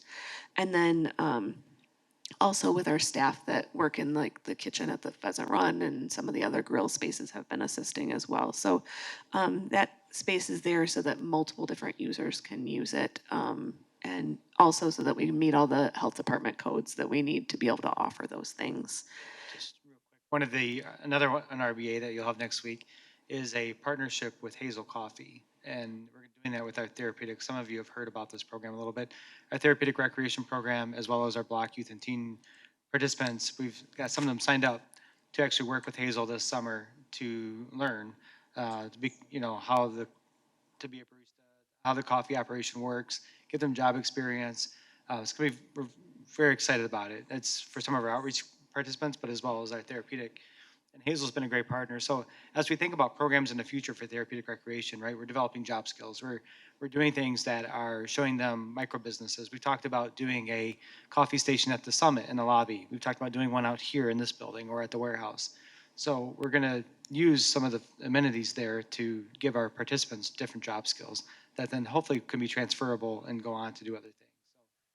The grant program you're going to see next week actually pays our participants a stipend at the end for being in this program, or, you know, compensate them for their time and give them both the skills moving forward as well as the stipend. So it's a very cool grant program, totally covered by an out-of-school time grant that we received. Yeah. Staff is trying as much as possible when we can to maximize our benefit to the community by trying to find alternative funds whenever we can. And that'll continue to be with these spaces. We continue to apply for grants through Detroit Wayne Integrated Health, through the Michigan Department of Education, and through some of our other partners to help expand our programming as much as possible to not only our residents, but our neighboring communities. On the back side of the layout, you'll see the yellow spaces are all unisex restrooms. All restrooms in this building are unisex. That way we can maximize their use, and they all include either an adult changing table or baby changing station, so that all of the spaces are available for any of our visitors or participants. And then there's the purple hallway also includes some cubbies and locker areas, and then the kind of like maroonish peachy color in the back is a storage area, and that area is currently buried underground, so it's not going to be a great viable space for programming. Storage or empty space is pretty much all that can go in that area.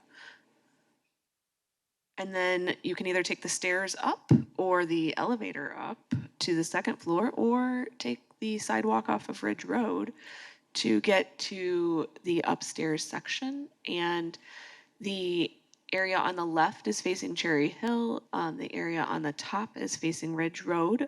We're going to maintain all of the large windows in the site. You'll see floor to ceiling curtains in this, and those are sheer curtains just to assist with morning and evening light control, because it does get very bright in there. And there also will be a drop ceiling in this space, and that's because the ceiling that's currently there is kind of crazy. It's got a lot of holes and puckering, and it would have cost us a lot of money to just patch it all up. Plus, we know that we have to put lighting, some AV equipment and things like that to be able to make it a very usable space. So a drop ceiling would be most appropriate. So it'll be painted black with a white drop ceiling.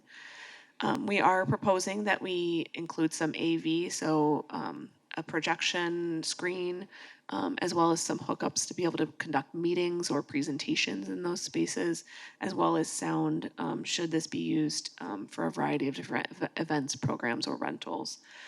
And then the two yellow spaces are also unisex restrooms with a storage space in the center.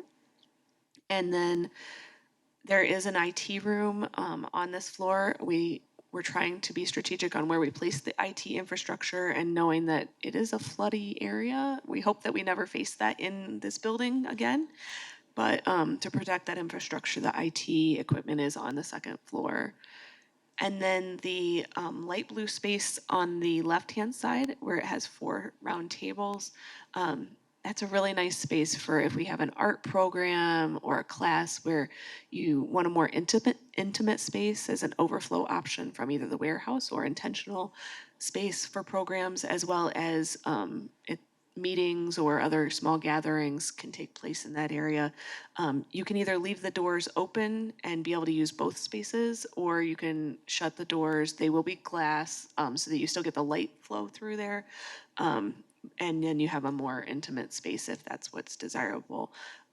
We tried to create a space that was very flexible for a variety of different uses. Our intention is that we would have furniture on there that could be set up or taken down depending on the need. But like John said, our primary users are going to be therapeutic recreation. This gives them a lot of opportunity to have activity space and also quieter areas for programs. And the same goes with some of our art programs. But we want it to be available to the community. It is a community center, so there will be plenty of opportunity for residents and businesses to be able to use the space as well.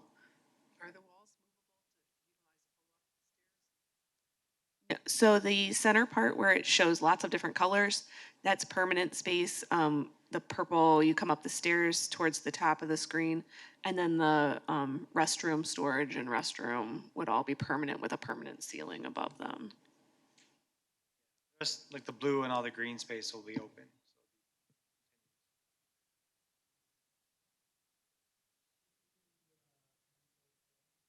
Yeah, so it looks like we will be able to, unless something crazy happens. The top floor is wood flooring. They'll have some sections that they'll have to replace.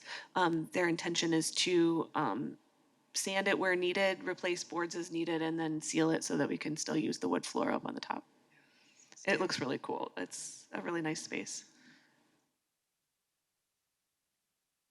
Any other The- questions? The space on the right, the blue, about how many people would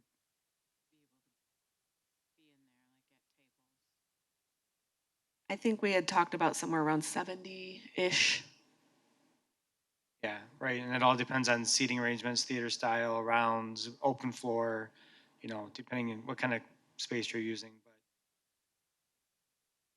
But hard to put a single number on there because it'll be so versatile. You know, you'll be able to use it for a good okay, number. but we had talked before about the summit banquet space and losing that. Yeah, this just based on the natural footprint of this building, it won't be able to provide a huge banquet space, but you'll be able to do an event for 75 up here. You know, it's a which you think about the Maple Oak Room at the Summit, I just know from personal experience, you can do 100 in there with seated at rounds, and, you know, it's a comparable space. This won't be as open as that, but, Yeah, so the green areas, it only looks like there's a door on one side of those, but those are open to go between the two blue areas? So the green area is non-occupant area. So they're just colored so that they don't go against the occupancy load because you wouldn't normally program in those spaces because those are common pathways. So you'd come up the stairs. They will be, there's no doorway blocking the green section to the right. There is a doorway blocking the green section to the small room. Okay. thinking of it, it's So like foyer that- space. What Yeah. looks like a wall there is not actually there. Correct. Okay. It's, that's designed as where the cutoff is for the drop ceiling. So versus permanent ceiling or drop ceiling, and the area where the restrooms and things like that will be a permanent ceiling, just because we want to make sure we cut down on any sound that could transfer from a restroom. No one wants to hear a flush while they're in the middle of a yoga class, and we're trying to help with that as much as possible. We know that the question has come up before, whether or not we could remove a restroom and create more space. But in the end, if we remove a restroom, we have to reduce our occupancy for the building. And we don't want to do that if we can help it. As well as we wouldn't really gain a lot of space out of there because we still need to have an IT room up there. We do need to have room for storage for tables and chairs.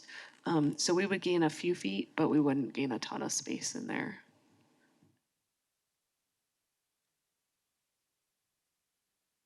I would just say, we are working with our representatives in Lansing about trying to secure funding to make improvements and modifications to the floor plan of the summit. I think, seeing as we'll have a venue in Cherry Hill Village, which will allow for maximum occupancy of about 75 people, that's nice, like a wedding shower, baby shower, whatever, small fundraisers and things like that.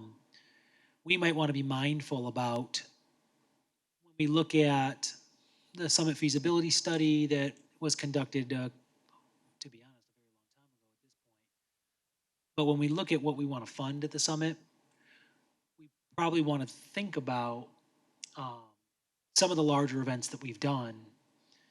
And are we comfortable with giving up the capacity to do some of those? And maybe we revisit the work that we do at the summit, find funding from Lansing, maybe the board continues to maintain its funding commitment to the summit, and we expand the floor plan of the footprint of the summit. Because I would hate to see like the women's history event that we did a couple of weeks ago, us not be able to accommodate an event like that, or when we brought Diwali indoors, things like that, where you have 300 people, 400 people, to not have a venue for something like that. Right, It's I a mean, big, the it's a police big, awards, we.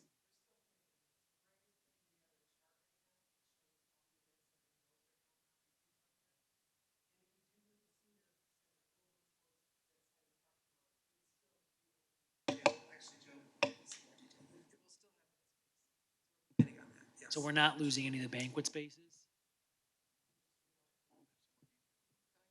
Multi-user space then? Can you hear me? Yeah. Okay. Yeah, everything Anne Marie said. I mean, I think as we look at the renovation of the approximately 10,600 square feet, um, in the summit, um, yes, some of it is going to be dedicated to activities, that currently go on like Club 55 in the space that they're in the summit. But part of it is also to keep some of that space, approximately half, as multi-use space. So space that could be continued to be used for events and things that go on at the summit right Like, now. like My concern how is large? That's 50% of the capacity. So Right. you can't do if we go along with that plan. So I would just push us, if we can secure funding in this year's budget, to sit down and look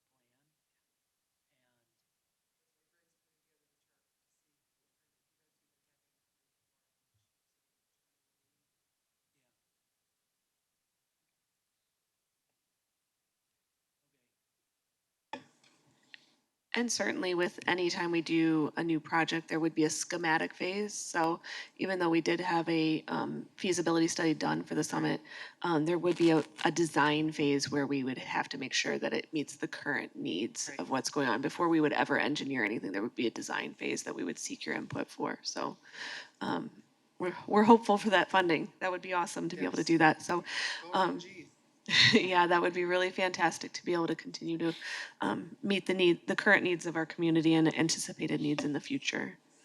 Are there any other questions related to the factory? I know Michael has a lot, but we do anticipate that there will be some landscaping and parking lot improvements. Those have to be engineered out, and those would all come before the board before those happen.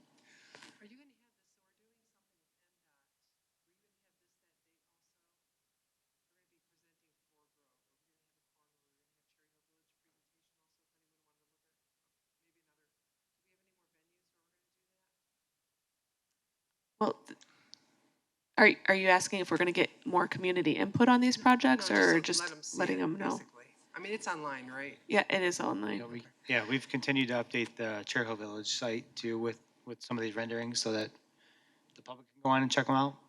We're always open to it, to hosting something and letting the public come in and find out about it. I'm sure as energy builds for the village and people start to see things, this summer, if we start moving the parking lot and start building that, and it'll start building excitement. So I think the more we can get these images out, especially once we get Yeah.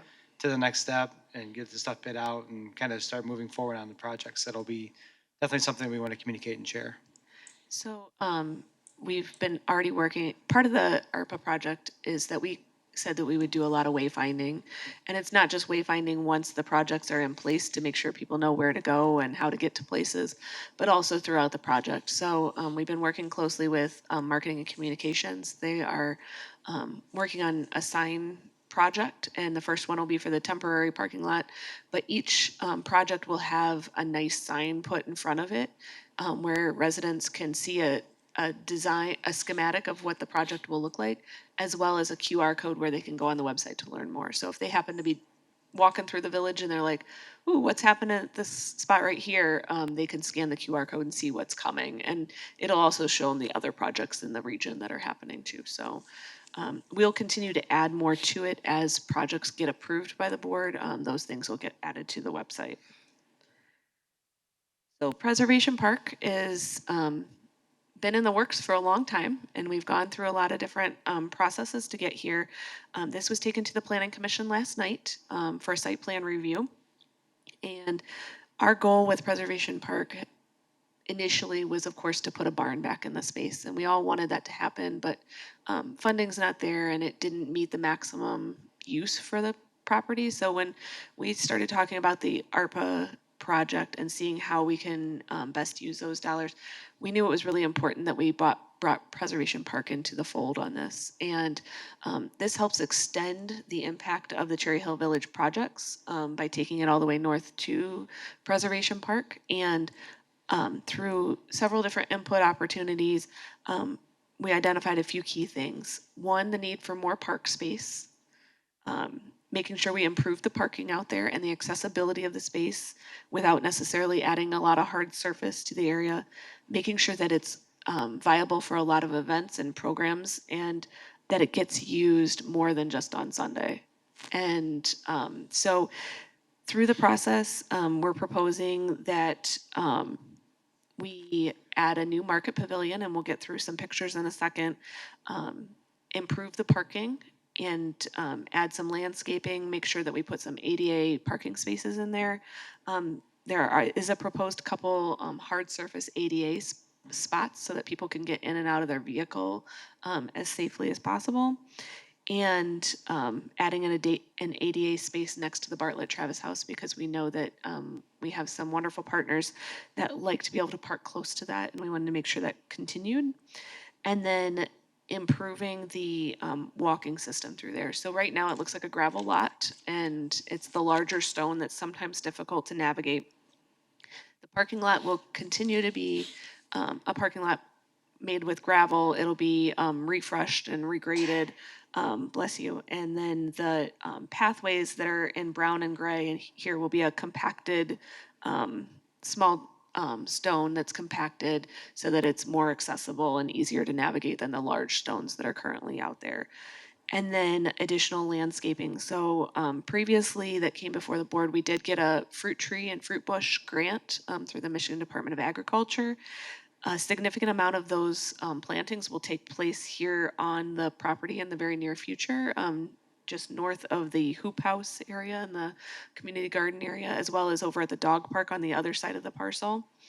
And then we're going to add additional landscaping and trees to soften up some of the spaces and add more canopy to the space. So you'll see a lot more green on the property, and that is with the goal that this becomes more of a public park and that we really want to promote it, that people can park here and walk down into the village. They can park here and have their lunch, or they can ride their bikes or walk to get to the space. But we want it to be available to the public and not just as an event space on Sunday. The design for the market pavilion has been shared before, but it's a stick style design that is very reminiscent of the old Detroit market, as well as some of the old historic markets that have been in the area. It's a shorter design. That way, should down the road someone want to put temporary sides on the facility, they'd be able to do that. If we went with a larger gable style facility, they wouldn't have that opportunity. It also cuts down on the amount of wind that goes through the area. If you have a larger or higher ceiling, it makes it a lot more windy in there. But it is the same footprint as the previous barn. So it's a 70 by 30 space. The intention is that during markets, they would sell stalls. So the pillars would serve as the kind of benchmark of where the stalls would take place. And then it would be a very open footprint. So if events took place in there, or activities took place in there, they would have plenty of space to do so. And then it would overflow onto the lawn. We know that not all the vendors will fit under that canopy during our really peak July through October season when we have a lot of market vendors. But we wanted to cut down on as many tents as we could possibly do. That's a lot of work setting up and tearing down all those pop-up tents on Sunday. So any extras would overflow onto the lawn, but it's also nice if it's a kind of a not so great weather day that we still have an ability to have an event out there and not just have people out in the open air. If it's raining, we could still have a special event out there. Additionally, there will be a small storage shed that's added to the layout. It'd be right situated between the two pavilions, and that's to help handle any equipment storage, so tables and chairs, tents, signage, things like that. We want to be as respectful to our partners that help care for the historic structures on the property. And one of the things that they have indicated with us since the barn is no longer there, a lot of those tents, tables, and chairs end up in the other buildings, and it prevents people from accessing them and enjoying them. So if we can find a suitable home for them, those tents, tables, and chairs and signs, then people can utilize the other buildings more effectively. So that was the proposal for the small shed. Through the process, we also are relocating the dumpster enclosure to the north kind of area near where the kind of ITC area is at, and that will follow the dumpster enclosure requirements that have been set forth through the ordinance. It was the best location we could come up with based on the circumstance. That's kind of the full layout of the pavilion. And then another component through the process is we want to make sure that when we open this to the public, that we have done our care of taking good care of the spaces that are already out there. The facilities are there.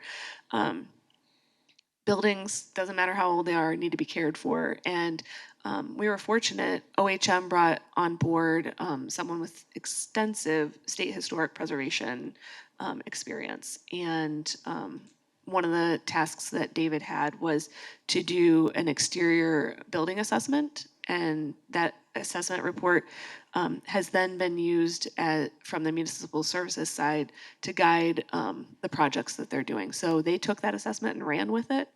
They were already planning on doing a little bit of work out there, but now they have a lot of work. And they're thankful to have that guide to tell them where to start with on what things need the most improvement right away.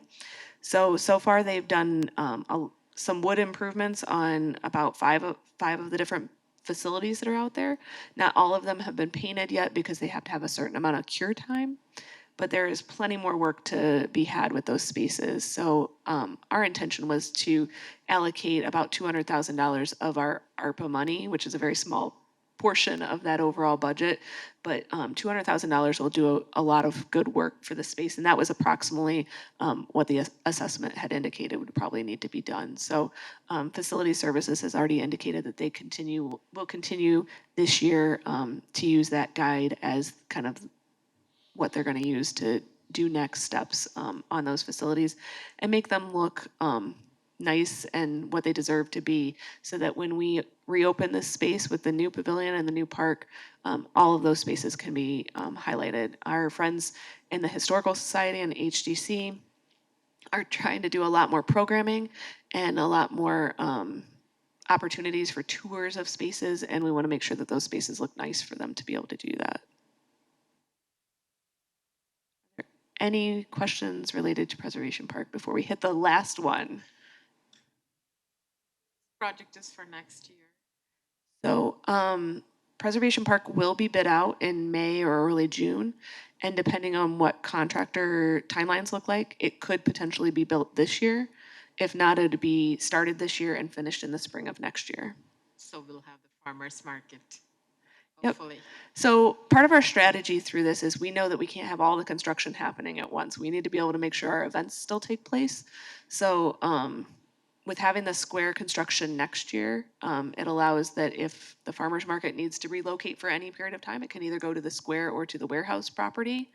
And then any of their events can then move to the Preservation Park area. So we're trying to make sure that there's always something, some spot for things to take place as much as possible that are close by without having to totally relocate an event. Last but certainly not least is the ZB West Nature Area, which also went to the Planning Commission last night for approval. And last May, when the Township Board approved the ordinance to protect this as a natural area, it helped to ensure that that property didn't develop more than 10% of the space, and this stays well under that guideline for staying under that 10%. And through different evaluations on what should be there, we've settled on trying to utilize what's currently there and developed and build off of that. We know that this has gone through many master plan renditions in the last 20 years, from very, very active spaces to spread out spaces to where we are today. We know that there are neighbors there that have bought into that they want the natural area in their backyard, and we want to respect that as much as possible. We also know there's neighbors that have been promised a park for a very long time, so we want to make sure that everybody gets what they need, and that knowing that we have multifamily housing adjacent to the property, schools, and lots of houses, a park in that area is very needed. In the last master planning process that we went through, making sure that we have a park in that part of the region, not just a parcel that the township owns, wasn't a much needed space. So this includes some environmental enhancements, a nature-themed playground, walking paths, a new tree orchard, hydration stations, bike racks, seating areas, and over 50 new trees. So one of the things that our partners at Partners in Architecture have tried to do is make sure that we carry the theme of water through this process, knowing that ZB West means creek. And so they're subtly trying to throw that in there so that we respect that. And then also the Fellows Creek goes right through the property. So we're trying as much as possible to pay homage to that. The ZBOS nature area, you can't go out there without hearing hawks and falcons and other creatures. And so we want to make sure that we enhance our natural spaces as much as possible. So we are intending on using the existing parking lot that's out there, improving it with trees and bumper blocks and hard surface ADA parking. But when you come off the parking lot, there's this huge berm that was initially put in there because we anticipated it was going to be soccer fields. Well, our goal, knowing that the water flows from the northwest to the southeast, was to utilize that topography and sculpt it out and put rain gardens all through the area to help reduce the amount of stormwater that would wash over the playground area. So there's several new rain garden areas and no-mow areas that'll be established with specific trees and plantings to help take the stormwater and put it back into the earth. And to do so, that requires a few different bridge crossings, very shallow, but some boardwalk bridge crossings that would take you from the parking lot into the primary park area. And additionally, it was important to us that we add some interpretive signage that helps people understand why we have pollinator gardens, why we have rain gardens. So there will be a handful of interpretive signs that are placed in certain locations in the park development so that people can learn more about what habitats are out there and why they're there. So that'll be a really exciting addition. It'll be one of our first really intentional nature spaces. And the park staff is really excited about the pollinator gardens. And it started with 2 of them, the Heritage Park one and the initial ZB West one. And I think now we're up to like 5 of them because the park staff, sometimes with volunteer partners and sometimes on their own, have decided, hey, looks really cool. I want to do it in my space. So they're finding little areas where they can plant wildflowers and other pollinators. So it's just kind of taken speed. And they had replanted the ZB West one because last year was so dry, it didn't take off as much as they wanted to. So they tilled it and replanted it this past fall so that hopefully with all this rain we're having, it'll take off really well this year. Yes. Yeah, they're trying as much as possible to make it as big as we can. And, the nice part is people like the look of it, but if we put some signage there about which things are there, people like learning about the plants that are out there. So we're excited to see how that grows. Through the project, we wanted to make sure that we put a playground in the space. And so we're like, well, we could put a playground like we have in any other park, or we could try something new. And we knew we wanted to put something a little iconic. So Jim Eppink, our landscape architect, found this playground company. It's an Earthscapes natural playground. And all of the wood is like a natural looking wood. It's easy to maintain. It can be stained or left natural, and it will weather. But the thing you'll see off of Ridge Road is this iconic play structure. And this is got several different ways you can get into it, but once you get inside, it's nets and platforms and rock wall style climbing and things like that. And we've been fortunate, we have a really awesome certified playground safety inspector, Liz Usendek, has been doing it for us for a long time and is an absolute expert when it comes to playgrounds. She's been a part of this planning process and helping to ensure that we have accessibility so that we had access platforms so that individuals can get into the playground and explore as much as they'd like to. And then there'll be 2 different kinds of slides that come off of this giant tower. And this will be a softball surfacing because of the height of it. It needs to have that softball surfacing under this component. Then in the remaining section, which is the larger circle, it'll be an engineered wood fiber, which gives us some flexibility should down the road we want to expand a certain amenity or add something that people indicate that is missing. We can do so, and it'll be a very timber-themed playground where you can climb and ramble and navigate all your heart's desire. We want to put a toddler climbing set in there, which would be these timber trees and birds. Because, like I said, you hear all the birds when you're out there. So we're trying to pull those nature themes in as much as we can. And then this space will also have a seating area that has shade trees that'll grow up around it to help calm the area. Timeline-wise, we anticipate that there'll be a lot of construction happening this fall between all of these projects. We do have some guidelines from the county on when we have to spend money. Our goal is to get the county's portion of ARPA funds all secured by July, so that we can demonstrate that we're trying to meet their timelines as far as spending. And most of those projects that start this year should be able to finish by spring of next year. And then the remaining one would be the square, which would take place throughout 2025. Most of the funding is ARPA money. However, Preservation Park has a couple other funding sources, such as the Wayne County Parks Millage and a little bit of insurance money. And then the ZB West Nature areas through appropriations for the community project funding. So we've been fortunate to have some really great partners locally and federally that have supported these projects. And we're really excited that in the next couple months, we're going to see some groundbreaking. And hopefully by this time next year, we have a lot of it done. And by the end of 2025, all of it or a great deal of it is complete. No snow in the summer. You just said no snow in the summer. Okay. I hope you're right that there's no snow in the summer. Are there any questions or thoughts about any of the projects? Yes, Michael.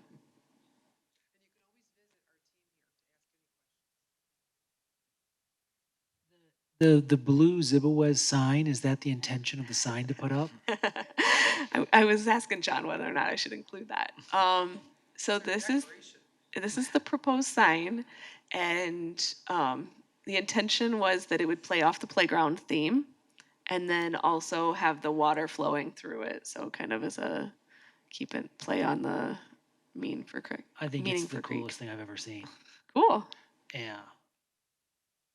I'm blown away. You guys have done Did you hear amazing work. All of these things. I am exhausted from the study session on the work you guys are doing. But no, So are we. kudos to you. Yeah, that's what I was gonna say. So intentional, Janet. I'm super impressed. Everything that you pointed out in all these projects, like how some of them are accessible, some of them are for the therapeutic rec, the calming areas, or the parking that's accessible, or the CBUS that you're going at the water theme.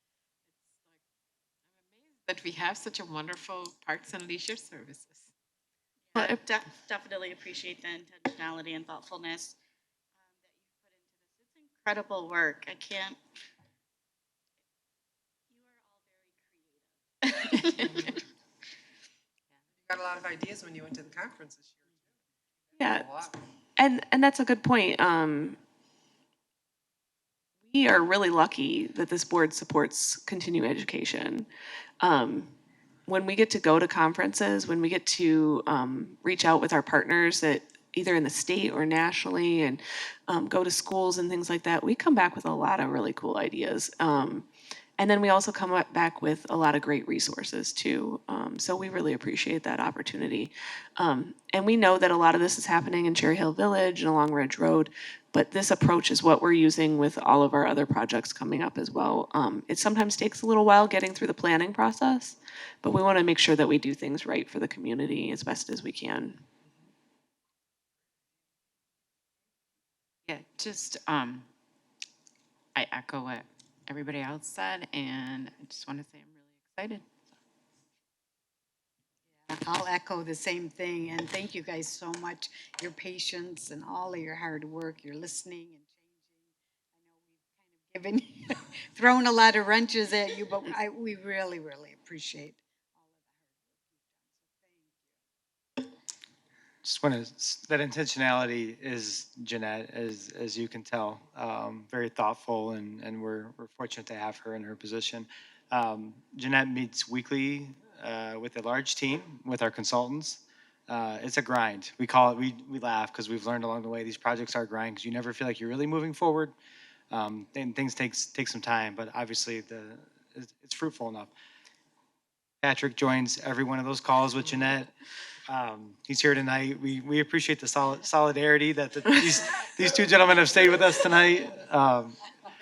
You know, and just the team itself. And those of you who are in the project meetings know the Cherry Hill Village project is so many people. It's so many different departments.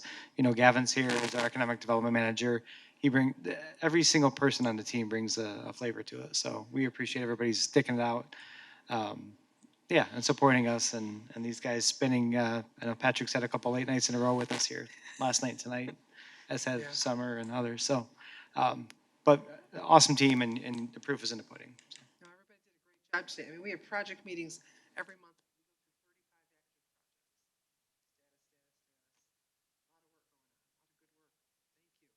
We got our students out on time. They wanted to be out at 8:30 because they have homework. We went to 8:33 with them, but they got home.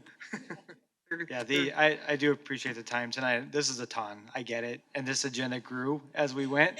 It started with this. This was going to be our update tonight. And then we added the youth, and then we added VIA, which I think we all, based on the conversation, right, is a much needed service. But we appreciate the time and the hours tonight. Hopefully you feel like it was well worth it. Yes, thank you. Mine better be. Projects. Yeah. Okay. Yes. All right, great, thank you. Anyone else? Do you have any other questions? Okay, we'll go to public comment. My computer's over there, but I don't think we had anyone online. So public comment, I'm gonna go up to the podium. Our students aren't here, but they had to get home to do their homework, so.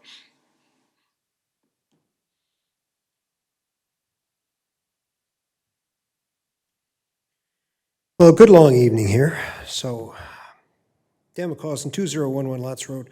You know, I heard a lot tonight, took a lot of notes. I heard communities are in crisis. We talked about why they are in crisis. I think the biggest reason why communities are in crisis is because people anymore do not feel that they're getting fairness and equity out of communities. They're losing faith in the government. For example, when I walked into this room tonight, and I heard this over and over. This is the community members. This is the business of the people. I was shocked, utterly shocked and amazed to see two developers sitting at the executive table. Two developers from out of state who are driving the force of Lots Road. And we've been up here fighting and fighting and fighting, trying to keep that bar high on Lots Road. And you guys did a great job by lowering that bar tonight. And I think you lowered it to the utmost lows. Because we settled for an apartment building. One member stood out and said he voted no. I guess he tried. The rest of the panel settled for EV charging. They settled for a compromise on building materials. They compromised on the core ethics. They compromised on the laws. They compromised on the vision of the corridor. They just plain compromised. But yet those people were sitting at the executive table where the people's business is conducted. Why weren't they standing here at this podium? Why were they even here tonight? Why were they on a special agenda? Why were they on a study session? What made them special? And this is, ladies and gentlemen, what erodes the confidence, fairness, and equity that people feel about government, locally, regionally. 1 minute, yeah, remember. Excuse me, 2:05, thank you. This is what breaks people's confidence. Actions like this tonight, out-of-state developers sitting at our executive table. Can I sit at the executive table? 44-year resident, 37-year business owner? No, can't do it. Is the game rigged? Yeah, I think it is. Thanks. Anyone else?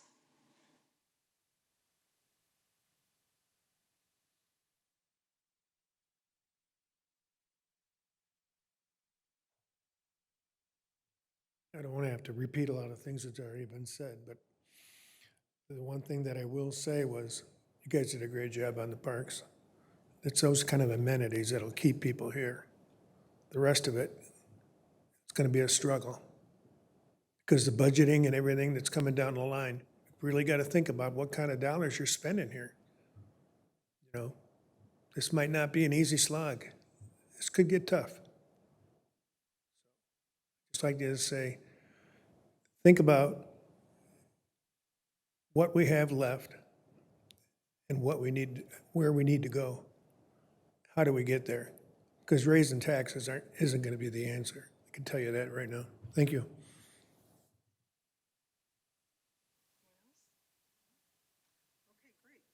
So this is a study session. This is not a regular board meeting. It's a study session where everybody's welcome at the table. I'm glad everybody knows that.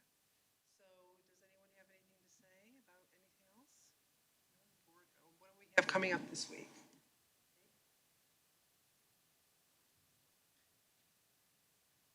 I just wanted to acknowledge that today is World Autism Day.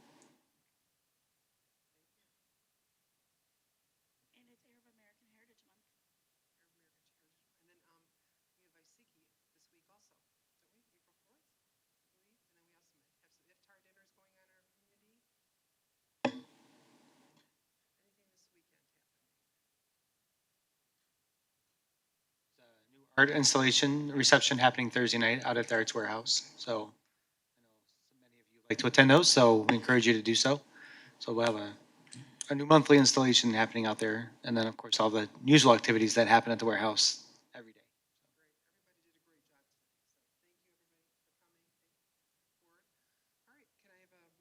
Adjourn.